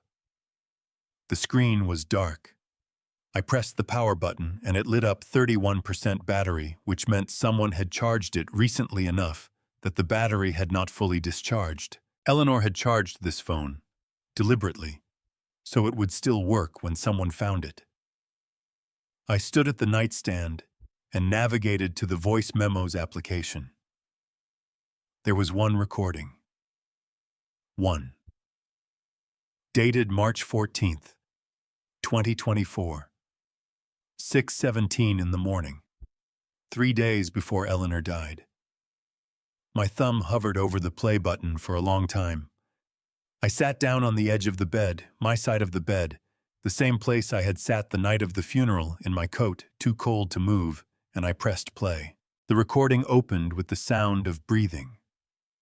Slow, effortful, the particular sound of someone for whom breathing had become work. Then Eleanor's voice, quieter than I had heard it in years. The cancer having taken volume and register from it, the way it had taken other things, but unmistakably hers, unmistakably Eleanor, the voice that had said my name 10,000 times across 44 years of mornings. Arthur, if you're hearing this, don't be sad for too long. You have a tendency to be sad for too long, and I know you. The wooden box is with the funeral director. The key is in the blue sweater left pocket. Ask Douglas about the trunk. And Arthur. A pause. 3 seconds of effortful breathing. Don't let them make you feel like you don't deserve what's coming to you. You deserve more than all of them put together. I love you. Make coffee. Turn on the radio. It's going to be okay. 47 seconds. I knew it was 47 seconds because the recording displayed the duration at the top of the screen. I did not look away from it. I played it again. She had recorded this at 6:17 in the morning, 3 days before she died, while I was asleep down the hall. She had picked up this phone, the backup phone she had charged, so it would still work, and she had recorded 47 seconds with what breath she had, and she had put the phone in the nightstand drawer, and she had gone back to whatever the mornings were for her in those last days. I played it a third time, a fourth. I lost count somewhere after the 6th. She had told me not to be sad for too long. She had told me I deserved what was coming. She had told me to make coffee and turn on the radio, the two most ordinary instructions in the world, the instructions of a woman who knew the extraordinary would arrive and wanted me to meet it with the ordinary intact. Outside the bedroom window, Columbus in April was doing what Columbus in April does. A light rain had started, the soft kind pattering against the glass with no particular urgency. The radiator knocked twice and settled. The refrigerator hummed from down the hall. I sat on the edge of the bed in the dark for a long time with Eleanor's voice in the phone in my hands, and I let myself feel the full weight of it, not managed, not measured, not held at the careful distance I had been maintaining since March. All of it. The 44 years, and the wooden box, and the blue sweater, and the 2 buses, and the photograph at Schiller Park, and the $11,000, and the 25-year journal, and this phone that she had charged so that I would find her voice still working when everything else about her had gone quiet. When I finally stood up, my back ached, and the rain had stopped, and the clock on the nightstand read 11:40. I went to the kitchen. I made coffee black, no sugar. I did not turn on the radio because it was almost midnight, and the neighbors had a baby. But I stood at the kitchen counter and drank the coffee in the dark, and I thought she was right. It was going to be okay. I did not know exactly how yet, but Eleanor had never told me something would be okay when it wasn't going to be, and I saw no reason to start doubting her now. 3 days after I found the recording, Douglas called at 8 in the morning while I was in the garden. I had decided the previous evening to plant the tomatoes. Eleanor had wanted them, and I had promised, and the ground had finally warmed enough that the timing was right. I was on my knees in the side yard, with a trowel and a flat of seedlings from the nursery on 5th Avenue, when my phone rang, and something in the way Douglas said my name, not Arthur, not a greeting, just Arthur with a particular weight on the first syllable, made me sit back on my heels and give him my full attention. "Chloe filed a guardianship petition with Franklin County Probate Court yesterday afternoon," he said. "I received notification this morning." I set the trowel down in the dirt. A guardianship petition, Douglas explained, is a formal legal request asking a court to declare that an adult is no longer capable of managing their own affairs, financial, medical, personal, and to appoint a guardian to make those decisions on their behalf. In Ohio, the process is governed by the probate court and requires at minimum an independent psychological evaluation conducted by a court-appointed examiner before any determination can be made. The grounds Chloe had cited in her filing were Douglas read to me from the notification: documented history of depressive episodes, recent bereavement-related cognitive impairment, and demonstrated inability to manage complex financial matters without assistance. My documented history of depressive episodes was a single notation in my medical file from 2018 after a difficult winter, when my doctor had asked me several standard screening questions and I had answered them honestly. I had not been depressed. I had been 65 and tired, and the winter had been long. But the notation existed, and Chloe had apparently found it. "She's arguing that grief has made me incompetent," I said. "She is arguing that the combination of pre-existing vulnerability and recent loss creates a situation where independent decision-making is compromised," Douglas said with the careful precision of a man translating legal language into plain speech. "Which is a real argument that courts take seriously, Arthur. We need to get ahead of it." The procedure was straightforward. I needed to undergo an independent psychological evaluation, not court-appointed, but conducted by a licensed examiner of my choosing, whose findings I could then submit as counter-evidence. If the evaluation confirmed what I already knew, which was that I was a 71-year-old man with full cognitive function, who was grieving normally and making entirely rational decisions, the petition would face a significant obstacle. I called the psychiatrist Douglas recommended before I had finished washing the garden dirt off my hands. Dr. Patricia Osei's office on Olentangy River Road had a cancellation the following Tuesday. I took it. That afternoon, I went back to the tomatoes and finished planting them. Eleanor had wanted better boys she always bought. Better boys said they were reliable, said she trusted a tomato that had been around long enough to develop a reputation. I pressed each seedling into the soil, the way she had shown me, firmed the dirt around the base, watered in a slow circle rather than a blast. The whole process took 40 minutes and left my back aching and my hands dirty and my mind quieter than it had been in weeks. I ate dinner alone, watched the 7 o'clock news, went to bed at 10. At 11:03, my phone rang. The number was a Columbus area code I did not recognize. I almost did not answer. I had been getting calls from numbers I didn't recognize since the news of Eleanor's passing had spread, condolence calls from people I had not spoken to in years, and I had not always had the energy. But something made me pick up. "Mr. Calloway." A young man's voice, careful and slightly nervous, the voice of someone who had rehearsed what they were going to say but was not entirely sure the rehearsal had been sufficient. "My name is Marcus Webb. You don't know me. I was distantly related to your wife. Her mother and my grandmother were cousins. We never met." I sat up against the headboard. "All right," I said. "I'm sorry to call so late. I've been trying to decide whether to call for about 3 weeks. A breath. I found your number through the obituary on the funeral home website. The contact number they list.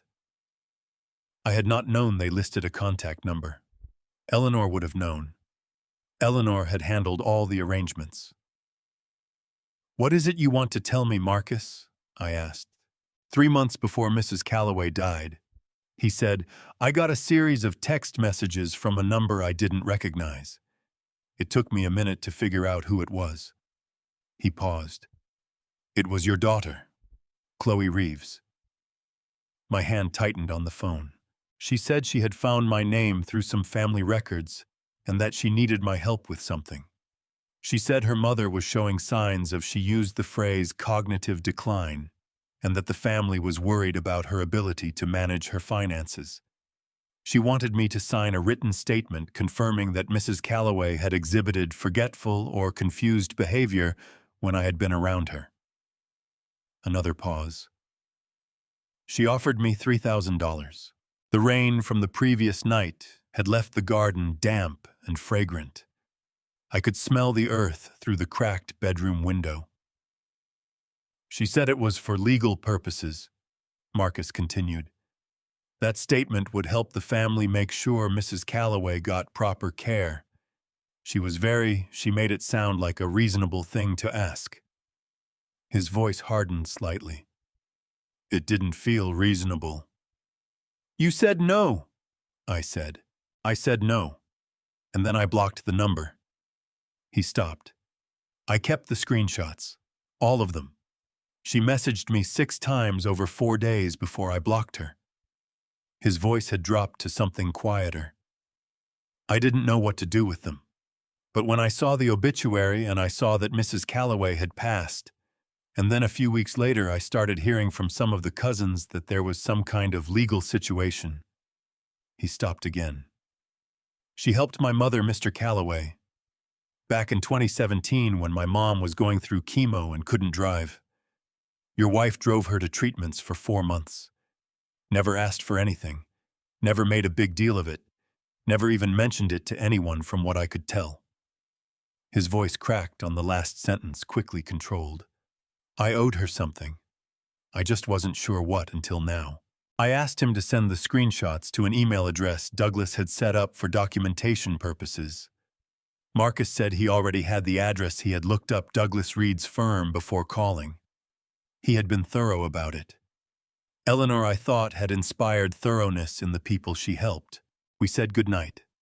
After I hung up, I sat in the dark bedroom for a while, listening to the radiator and thinking about a woman who had driven a stranger to chemotherapy for 4 months and mentioned it to no one, and whose daughter had tried to pay that stranger's son $3,000 to say she was losing her mind. The word Douglas had used came back to me.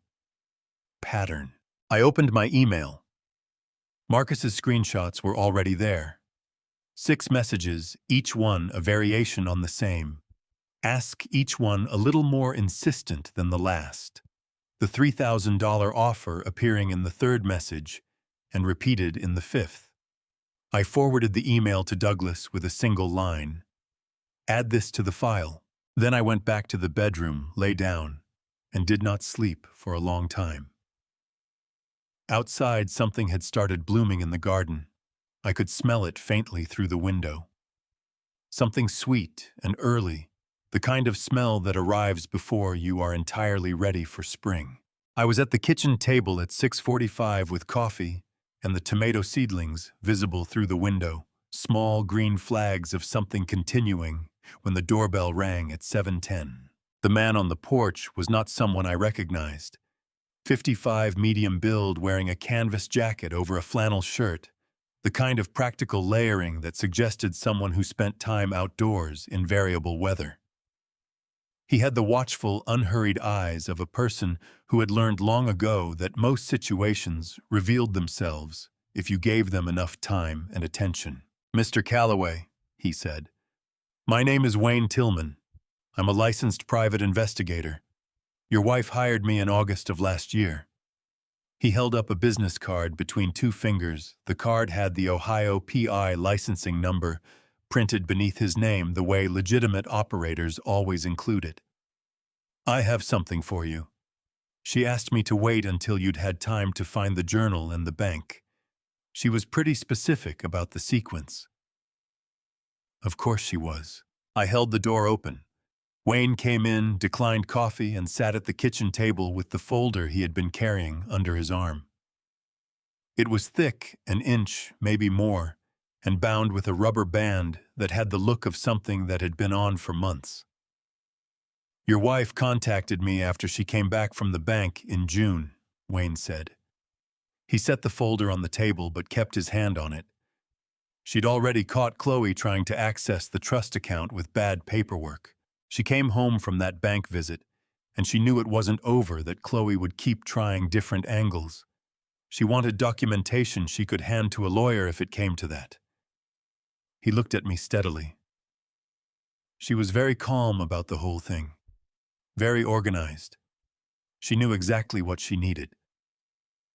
"That sounds right," I said. Wayne removed the rubber band and opened the folder. The top document was a surveillance photograph, date-stamped, taken from a distance with a long lens, showing Chloe entering a building I recognized after a moment as the offices of a title company on North High Street. The date stamp read, "The second week of April, 2024, 8 days after Eleanor's funeral." "A deed of relinquishment," Wayne said. "Specifically a document by which a surviving spouse voluntarily gives up their ownership interest in a jointly held property. In plain language, a piece of paper that, if you signed it, would transfer your share of the house on Elmwood Avenue to whoever was named as recipient." He turned to the next page. "Chloe had this document prepared by a title company the week after the funeral.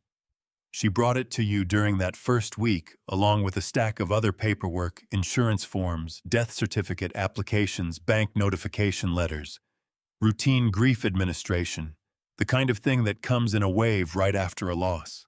I remembered that week.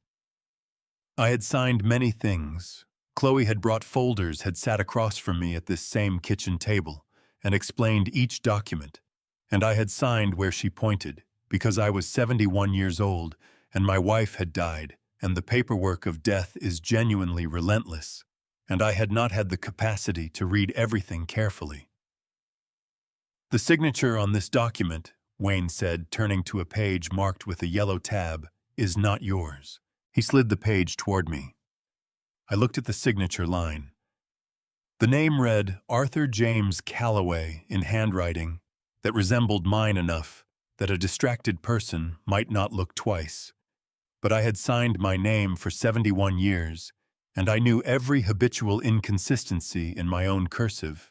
The way the A looped back the slight leftward lean of the J, the way the Y at the end of Calloway curved upward rather than down. This signature curved downward. "In Ohio," Wayne said, "the deliberate falsification of a legal document is forgery under Revised Code 2913.31. It's a felony of the fifth degree on its own. When the document involves property valued over $100,000 and your home on Elmwood is assessed at $280, it escalates to a felony of the third degree, carrying a sentence of up to 3 years. He paused. When combined with elder financial exploitation charges, the sentencing framework compounds significantly. I looked at the forged signature for a long time. Chloe had sat at this table in the week after her mother's funeral in this kitchen, where Eleanor had cooked 30 years of meals and had handed me a stack of papers with a forged deed, buried in the middle, counting on grief and exhaustion to do the rest. She had known me well enough to know I would not read carefully. She had used that knowledge. "There's one more thing," Wayne said. He turned to the last tabbed section. "Mrs. Calloway asked me to write a summary of all documented incidents, the access attempts at the bank, the financial coercion. In 2019, the Schiller Park meeting, this document." He looked at me. "She said she wanted everything in one place so that whoever was helping you wouldn't have to piece it together. She said you were not a man who liked to be kept waiting while people found paperwork." My throat tightened. That was Eleanor. That was exactly Eleanor thinking about how Wayne's summary would save Douglas 15 minutes 6 months after she was gone, because she had known me well enough to know that when I finally understood the situation, I would want to move rather than wait. "She was thorough," I said. My voice came out rougher than intended. "She was the most organized client I have ever worked with," Wayne said without any inflection that suggested exaggeration. He closed the folder and pushed it across the table to me. "It's all yours. She paid through the end of the year." After Wayne left, I sat with the folder and the coffee and the tomatoes in the window for a while. Then I pulled out my phone and sent Douglas a message. "Wayne Tillman came this morning. Forgery on the deed. I'm ready to stop being defensive," Douglas replied in 4 minutes. "Good. Come in Thursday. We go on offense." I looked at the forged signature one more time. Then I closed the folder. Chloe had called twice in the past week, and I had not answered. She had left a voicemail on the second call, her voice carefully modulated to sound worried rather than pressured. "Dad, I just want to make sure you're okay. Can we talk? Maybe dinner soon, just family. Just family." I picked up my phone and sent a text. "Dinner. Sounds good. Saturday." She responded in under a minute. "Yes.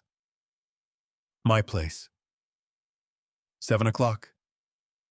I'll invite Brandon too." I set the phone face down on the table. I knew what that dinner was going to be. So did she. The difference now was that I knew what I was walking into, and I had a folder that she did not know existed. Chloe and Jillian lived in Dublin, Ohio, which is the kind of suburb that takes its property values personally. The houses in their development all had matching mailboxes, black colonial style, installed by the Homeowners Association, and lawns maintained to a standard that suggested someone had written guidelines about acceptable grass height and meant them seriously. I drove out on Saturday evening with the folder on the passenger seat, which was where Eleanor's journal had been 2 weeks ago, and where before that nothing had sat for 44 years, because Eleanor always sat there. I had not moved the folder to the back seat. I wanted it close.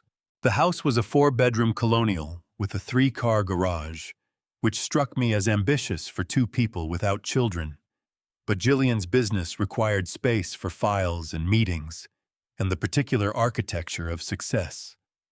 2 cars in the driveway, Chloe's Audi and Brandon's rental, a mid-sized sedan with a Hertz sticker on the bumper. He had flown in from Charlotte again. Maya answered the door. She was 9 years old and had Brandon's dark eyes and Eleanor's way of tilting her head slightly when she was thinking, which hit me somewhere below the sternum the moment I saw it.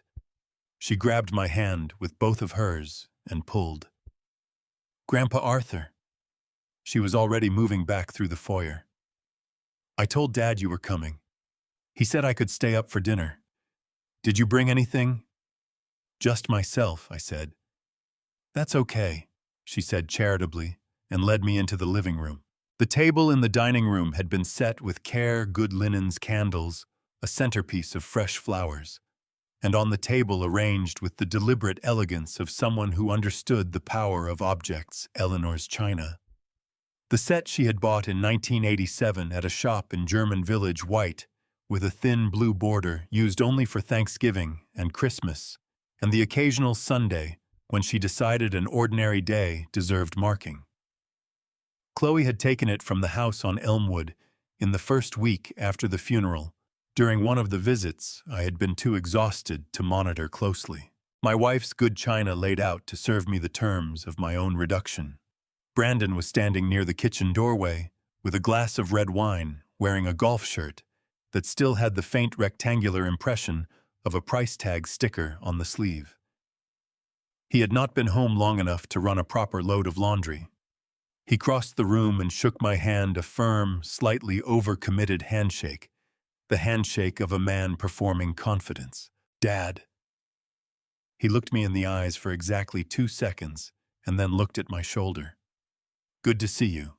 You look good. I did not look good. I had not slept well in 6 weeks, but I said thank you. Jillian emerged from the kitchen carrying a serving dish, impeccable as always, dark slacks, a silk blouse, her hair arranged with the precision of someone who treated personal presentation as professional communication. She greeted me with a kiss on the cheek and a warmth that was genuine in its way, which made it harder to read rather than easier. Jillian was not stupid. Jillian was, I had always thought, the most clear-eyed person in the room in most rooms. What she was doing here tonight, what she knew and had decided, I could not yet tell. Maya was sent upstairs to play before dinner. She went without complaint, which meant Chloe had promised her something. Dinner was roast chicken, roasted vegetables, good bread from the bakery on Riverside Drive. Chloe had cooked it herself, which she did well when she chose to. We talked through the first course about Brandon's work, about the neighborhood, about whether the Cleveland Browns had any reasonable expectation for the coming season, which is the kind of question Ohioans ask, not because they expect a positive answer, but because it is a way of being from Ohio together. Brandon laughed at the right moments. He refilled my water glass without being asked. He was working hard at something, and I watched him work at it.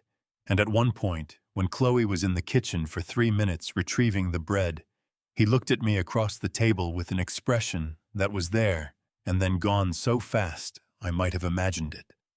Not apology. Something more complicated. The face of a man who has committed to a position he is no longer entirely sure about. Chloe returned with the bread. The moment passed. Over the main course, Chloe set her fork down and folded her hands on the table. The shift in posture was so deliberate that even the candles seemed to notice. Dad, she said, we want to talk about the estate, about finding something that works for everyone. She laid it out cleanly. I had to give her that Chloe had always been direct when directness served her. She proposed that I receive $300,000 from the trust, retain lifetime occupancy of the Elmwood house, and sign a document transferring administrative control of the remaining trust assets to herself and Brandon as co-trustees. The house would transfer to Chloe's name upon my death. The remainder of the trust, just over $2 million, would be managed jointly.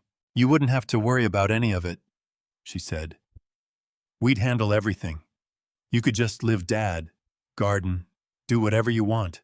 No more lawyers, no more bank meetings, no more complications. Brandon nodded. The nod was a half-second late. It keeps everything in the family, Chloe continued. It's what Mom would have wanted. The candles threw soft light across Eleanor's china.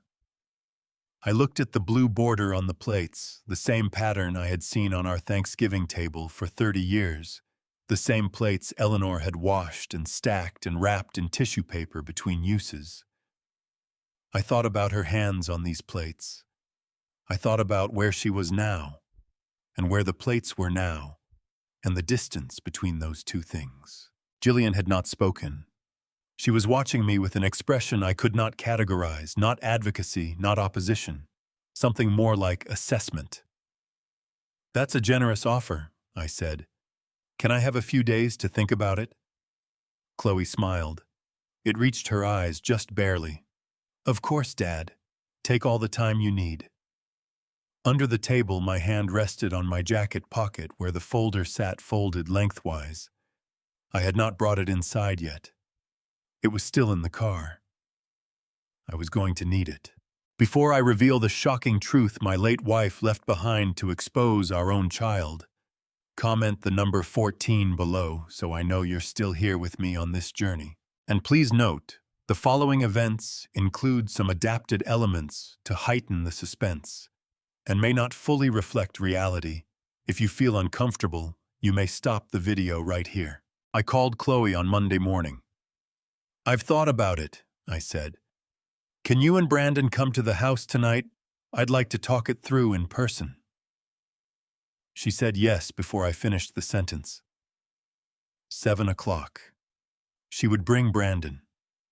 Her voice had the contained brightness of someone who had been waiting for a particular phone call and was working to sound like she hadn't been. I spent the day organizing, not anxiously, with the deliberate, methodical focus of a man who had spent his career preparing structural assessments, where the difference between a document that held up and one that didn't came down to sequence and clarity.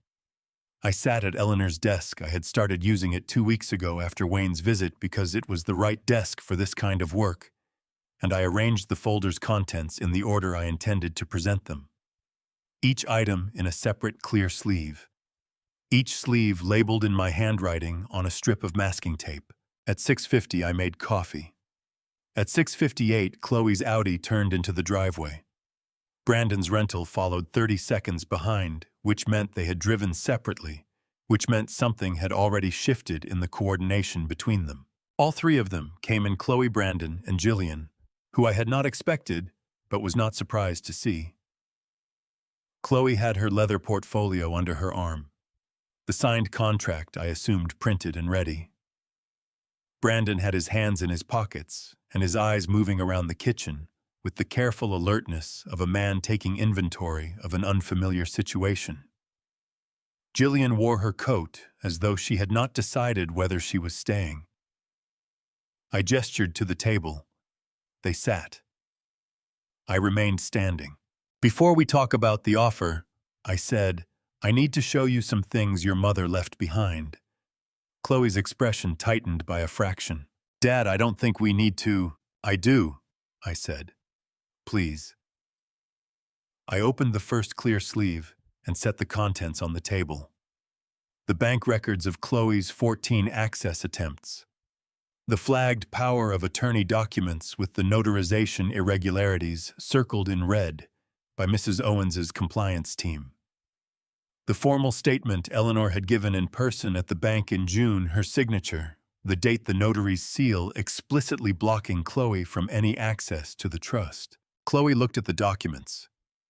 The color in her face changed in the way color changes when something internal recalibrates rapidly. Brandon leaned forward and read the top page, and his jaw tightened. I set out the next sleeve.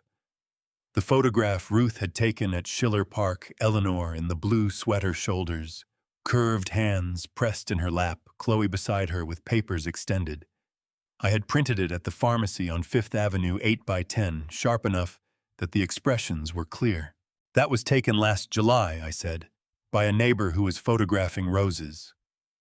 Chloe looked at the photograph and did not look away from it, which told me something. The next sleeve, the 2019 journal entries. 3 pages photocopied Eleanor's handwriting.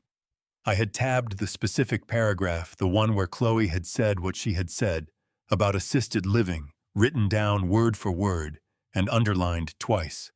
I said it in front of Brandon, not Chloe. Brandon read it. His face went through several things in rapid succession. He set the page down and pushed back slightly from the table, not standing, just creating distance, and did not look at his sister. The screenshots from Marcus Webb. 6 messages, Chloe's number, the $3,000 offer for a false statement about Eleanor's mental state. That young man's grandmother and your mother's mother were cousins, I said. Your mother drove his mother to chemotherapy for 4 months in 2017. He called me because he owed her something. Chloe's hand came flat onto the table. Dad, you've taken all of this out of context. I was trying to help.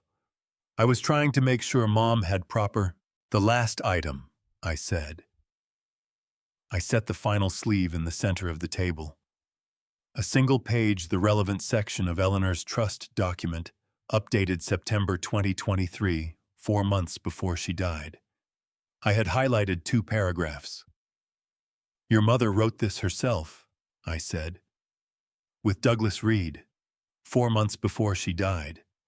I didn't write it. I'm reading it to you. The highlighted text read, to my daughter, Chloe Ann Reeves, $1, so that she cannot later claim she was not remembered. She was not forgotten.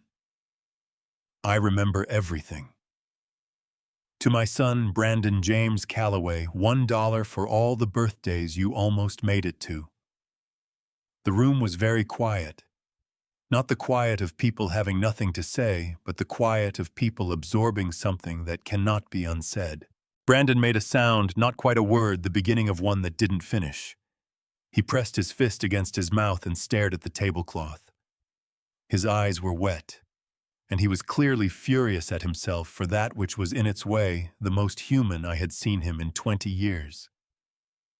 Chloe stood up. Her chair scraped back hard against the hardwood floor. Her voice, when it came, had shed every layer of management. No warmth, no calibration. Just something raw and cornered. You did something to her. You turned her against us. She was confused at the end. And you... She wrote that in September, I said. With a licensed attorney, in full possession of every faculty she had. I held her gaze. You know that. You know exactly what she was capable of. Chloe's hand swept out and knocked her coffee mug off the table. It hit the floor and broke into 3 pieces, coffee spreading across the tile. She looked at the broken mug, then at the china cabinet in the corner. Eleanor's good china still in its place in this house where it belonged, not at a dinner table in Dublin. Something moved across Chloe's face that I could not entirely name. She picked up her leather portfolio and walked out of the kitchen. The front door opened and closed. Gillian rose from her chair. She looked at me for a long moment, not with hostility, not with apology, with the expression of a woman recalibrating her understanding of a situation she had perhaps not fully understood until now. Then she walked out without a word. Brandon sat at the table for another full minute. He was pressing his knuckles against his lips, and his shoulders were rigid with the effort of composure. She didn't leave me anything real either, did she? He said. It was not a question. She left you $1 and a message, I said. The message was hers to give. Brandon nodded slowly, twice the nod of a man accepting something he had already known on some level. He got up, straightened his jacket, and walked to the front door. He stopped with his hand on the frame. I'm sorry, Dad, he said. He did not turn around. He left. I stood alone in Eleanor's kitchen with the broken coffee mug on the floor and the documents spread across the table and the trust page still open to the highlighted paragraphs. And I felt not triumphant, not relieved, but something older and quieter than either the feeling of a weight that had been carried a long way finally being set down in the right place. The morning after I cleaned up the broken coffee mug, it was Eleanor's, not the good china. Just an everyday mug, white with a small blue ring around the rim, one of a set of 4 so she had bought at a kitchen store in Clintonville sometime in the early 90s. We were down to 2 now. I swept the pieces into a dustpan and stood at the trash can for a moment before dropping them in because it seemed wrong to throw away something of Eleanor's without at least acknowledging that it had been hers, that it had held her coffee on 10,000 mornings, that it deserved better than being knocked off a table by the daughter who had taken her bone-handled silverware and her good china and her music, and had not even at the end been able to take the one thing Eleanor had actually wanted her to have, which was the chance to be the kind of person her mother could trust. I dropped the pieces in the trash and called Douglas. "Last night went as expected," I said. "Brandon stayed until the end. He apologized on his way out." Douglas was quiet for a moment. How specific was the apology? Not specific, but genuine, I think. "All right," Douglas said. "I'm filing this morning. I've been ready since Wayne brought us the forgery evidence last night's meeting, establishes that you made a good faith attempt at resolution before pursuing legal action. That matters for how this reads to a DA." He explained what he was filing a formal complaint with the Franklin County District Attorney's Office, alleging elder financial exploitation under Ohio Revised Code 2-913.02 combined with forgery under 2913.31. Elder financial exploitation in Ohio, Douglas said, covers any situation in which a person uses deception, coercion, or the unauthorized use of a power of attorney or other legal instrument to deprive a person 60 years of age or older of their property or resources. Given the documented pattern, the 14 bank access attempts, the coerced payment of $11,400 in 2019, the forged deed of relinquishment. This was not a marginal case. The evidence was substantial and well documented, the kind of file that made a DA's job straightforward rather than difficult. "What happens to Chloe?" I asked. "The DA will review the file and decide whether to pursue charges," Douglas said. "If they file, Chloe will be offered an opportunity to negotiate a plea agreement before anything goes to trial. Given the evidence, her attorney will almost certainly recommend she take it. Fighting this in court would cost more than she has, and end worse than a negotiated outcome." A pause. "This process takes time, Arthur. Months, not weeks. You need to be prepared for that." I told him I had been patient for considerably longer than months. He said he knew. Detective Sharon Briggs came to the house on Thursday afternoon. She was 51 with the compact, organized energy of someone who had spent 20 years in law enforcement and had learned to carry it lightly enough not to frighten the people she needed to talk to.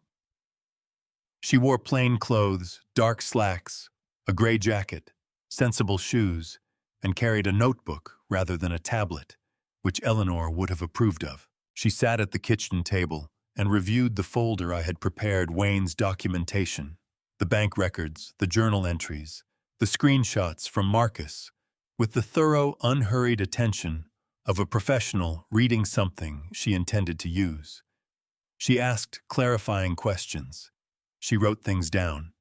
She did not editorialize or express sympathy in the performative way people sometimes did, which I found more respectful than the alternative. "Mr. Calloway," she said when she had finished, "this is a well-documented case.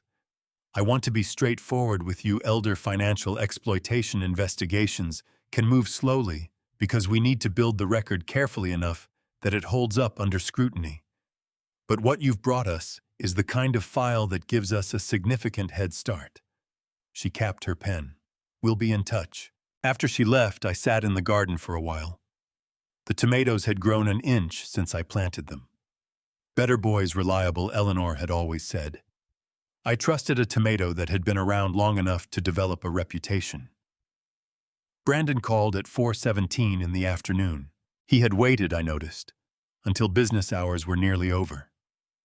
The call of a man who had spent the day working up to something and had finally run out of day to work up in. His voice was different from the voice at the dinner table on Saturday, different from the voice at the door the previous night. The managed composure was gone. What was left was quieter and less polished and more real. "Dad," he said, "I need to talk to you. Just you. Not Douglas, not a lawyer. Just can I come over?" "Yes," I said. He arrived 40 minutes later, still in his rental car with the Hertz sticker. He came into the kitchen and sat down without being asked the way people sit in kitchens they grew up going to. I made coffee. He wrapped both hands around the mug and looked at the table. "I knew more than I told you," he said. "Not everything, but more than I said." He lifted his eyes. "The forgery Chloe told me she had gotten some paperwork handled. She said it was standard estate administration. I didn't ask questions because I didn't want to know the answers." His jaw tightened. "That's not an excuse, that's what happened." "I know," I said. "I have texts." He set his phone on the table between us. "From Chloe. About the deed, about the bank, about the guardianship petition. She was the one who found your medical file and told me how to cite it. I signed the petition without reading it carefully and told myself it was about protecting you." He pressed his fingers against his eyes. "It was not about protecting you." I looked at the phone on the table. Then I looked at my son, 40 years old, sitting in his mother's kitchen, in a golf shirt that still had the price tag impression on the sleeve, telling me the truth about himself with the particular exhausted relief of a person who has been carrying a lie for long enough that the weight of it has become indistinguishable from his own weight. "What do you want to do?" I asked. "I want to give Douglas the texts," he said. "I want to cooperate with whatever the DA needs. I want to—" He stopped. His voice had developed a roughness he was working to manage. "Mom knew what I was. She wrote it in that journal. She said I was weak in the way of people who never face consequences." He looked up at me. "She was right. And I don't want to keep being right." I sat with that for a moment. The coffee was hot. The garden was visible through the window, the better boys in their row, small and green, and exactly where I had put them. "Call Douglas tomorrow morning," I said. "Tell him what you told me. Give him the texts." I paused. "And Brandon Maya can come stay here on the weekends if she wants, while this is all happening, if that would help." Brandon's face did something complicated and fast that he controlled before it became anything visible. He nodded twice, the nod of a man accepting something he had not expected to be offered. He stayed for another half hour. We talked about the tomatoes. We talked about the browns. We talked about nothing that mattered, and everything that did the way families talk when they are trying to remember what they were before things went wrong. After he left, I called Douglas. "Brandon is going to contact you tomorrow," I said. "He has texts. He wants to cooperate fully." Douglas was quiet for a beat. Then Eleanor would have known he'd come around. I thought about that. The cardinal was on the windowsill again, same territorial bird, same unreasonable red dignity. I watched it for a moment. "She knew all of us better than we knew ourselves," I said. That was always her particular skill. The investigation moved the way Douglas had said. It would not quickly, but steadily, the way water moves through limestone. You cannot see the progress from day to day, but you can see what it has carved when you step back and look at the whole. May became June. The tomatoes grew. Maya came on 3 consecutive weekends, arriving Friday evening with a backpack and the particular energy of a 9-year-old who has been told she can stay up until 9:30 and leaving Sunday afternoon with grass-stained knees and a personal vendetta against every dandelion in the garden. She called them invaders. Eleanor had called them exactly the same thing. I heard about Jillian from Douglas on a Tuesday morning in the 2nd week of June. "Jillian Marsh has formally ended her engagement to Chloe," he said. "She is also terminating Chloe's involvement in 3 active real estate projects, citing a morality clause in their partnership agreement. The clause allows either party to dissolve the relationship if the other is subject to criminal investigation. The 3 projects represent approximately $180,000 in projected commissions. I thought about Gillian at the dinner table in Dublin, coat still on the assessment expression she had worn all evening, the way she had looked at me before walking out. She had been making a calculation that night. It had taken her 3 weeks to finish it. That evening, Douglas called with 2 pieces of information. The first, the DA's office had confirmed they were proceeding with charges. The second, Brandon had found additional evidence on his own credit card charges from 2022 totaling over $4,000 Chloe had made on an account Eleanor never authorized. "He's doing more than cooperating," Douglas said. "He's actively helping." I stood at the kitchen window and looked at the garden in the last of the evening light. The tomatoes were doing what tomatoes do when you tend them correctly, growing slowly in the direction of something worth waiting for. Eleanor had known that. Eleanor had known that better than anyone.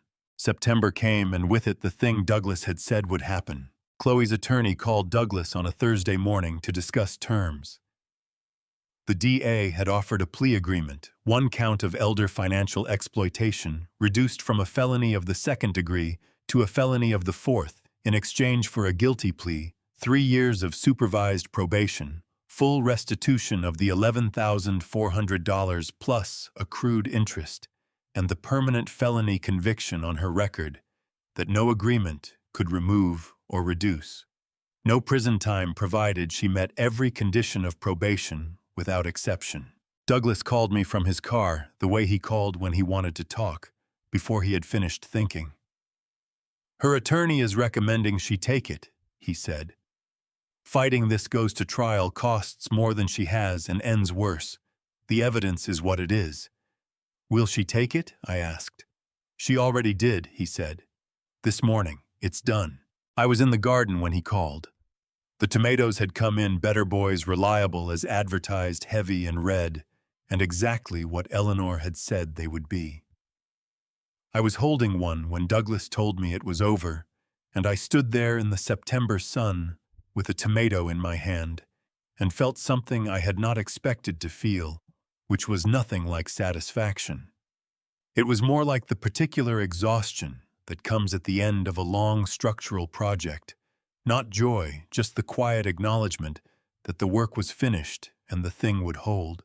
In October, the Ohio Division of Real Estate notified Chloe that her license had been revoked under Revised Code 4735.18. Felony convictions involving financial fraud constitute automatic grounds for revocation, no appeal, no grace period. In November, I heard through Douglas that she had surrendered her lease on the Dublin house and returned the Audi to the dealership. The address on her updated probation paperwork was in East Columbus near the highway. I did not feel glad about any of it. I felt tired and sad in a way that had nothing to do with victory, and grateful with a fullness that still surprised me for the woman who had seen all of this coming and built something strong enough to outlast it. In November, the trust transferred. Douglas handled the paperwork with the quiet efficiency of a man who had been waiting to do this particular task for a long time and was glad to finally do it right. In December, he called and said there was one more thing. I drove to his office on a Tuesday morning. He had the wooden box on his desk, Eleanor's box, the one from the funeral, which had been held in his custody since the bank proceedings concluded. Beside it, a small note in Eleanor's handwriting.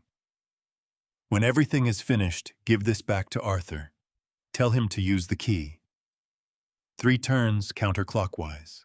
I took the box home, sat at the kitchen table, placed the iron key in the lock at the base and turned it counterclockwise 3 times.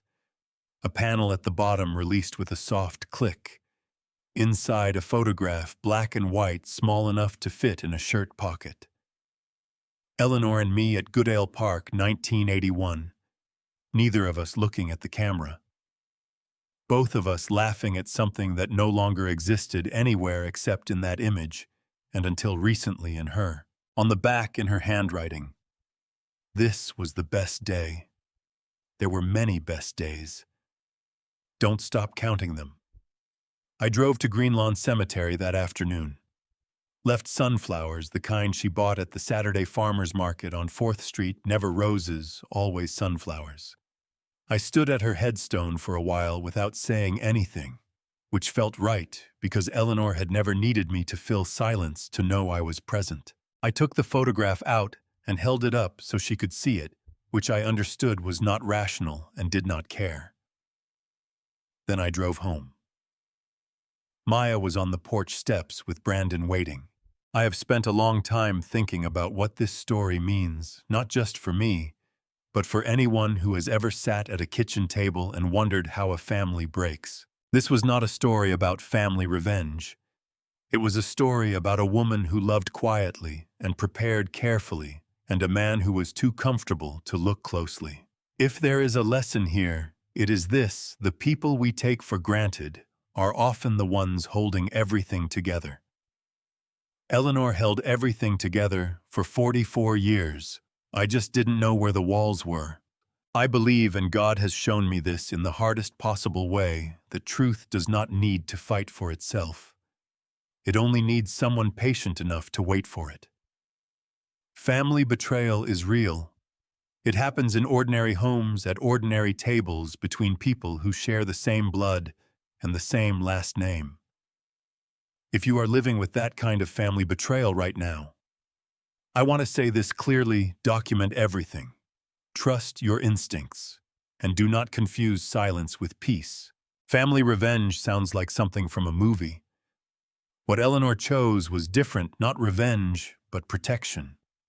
That distinction matters more than I can say. If any part of this story touched something in you, I would be grateful if you left a comment, shared this with someone who needs to hear it, and subscribed so you never miss what comes next. Thank you for staying with me until the very end. It means more than you know. One final note. The stories ahead contain some fictional elements crafted for reflection and education. If that is not what you are looking for today, please step away and find something that serves you better. No hard feelings, only good ones.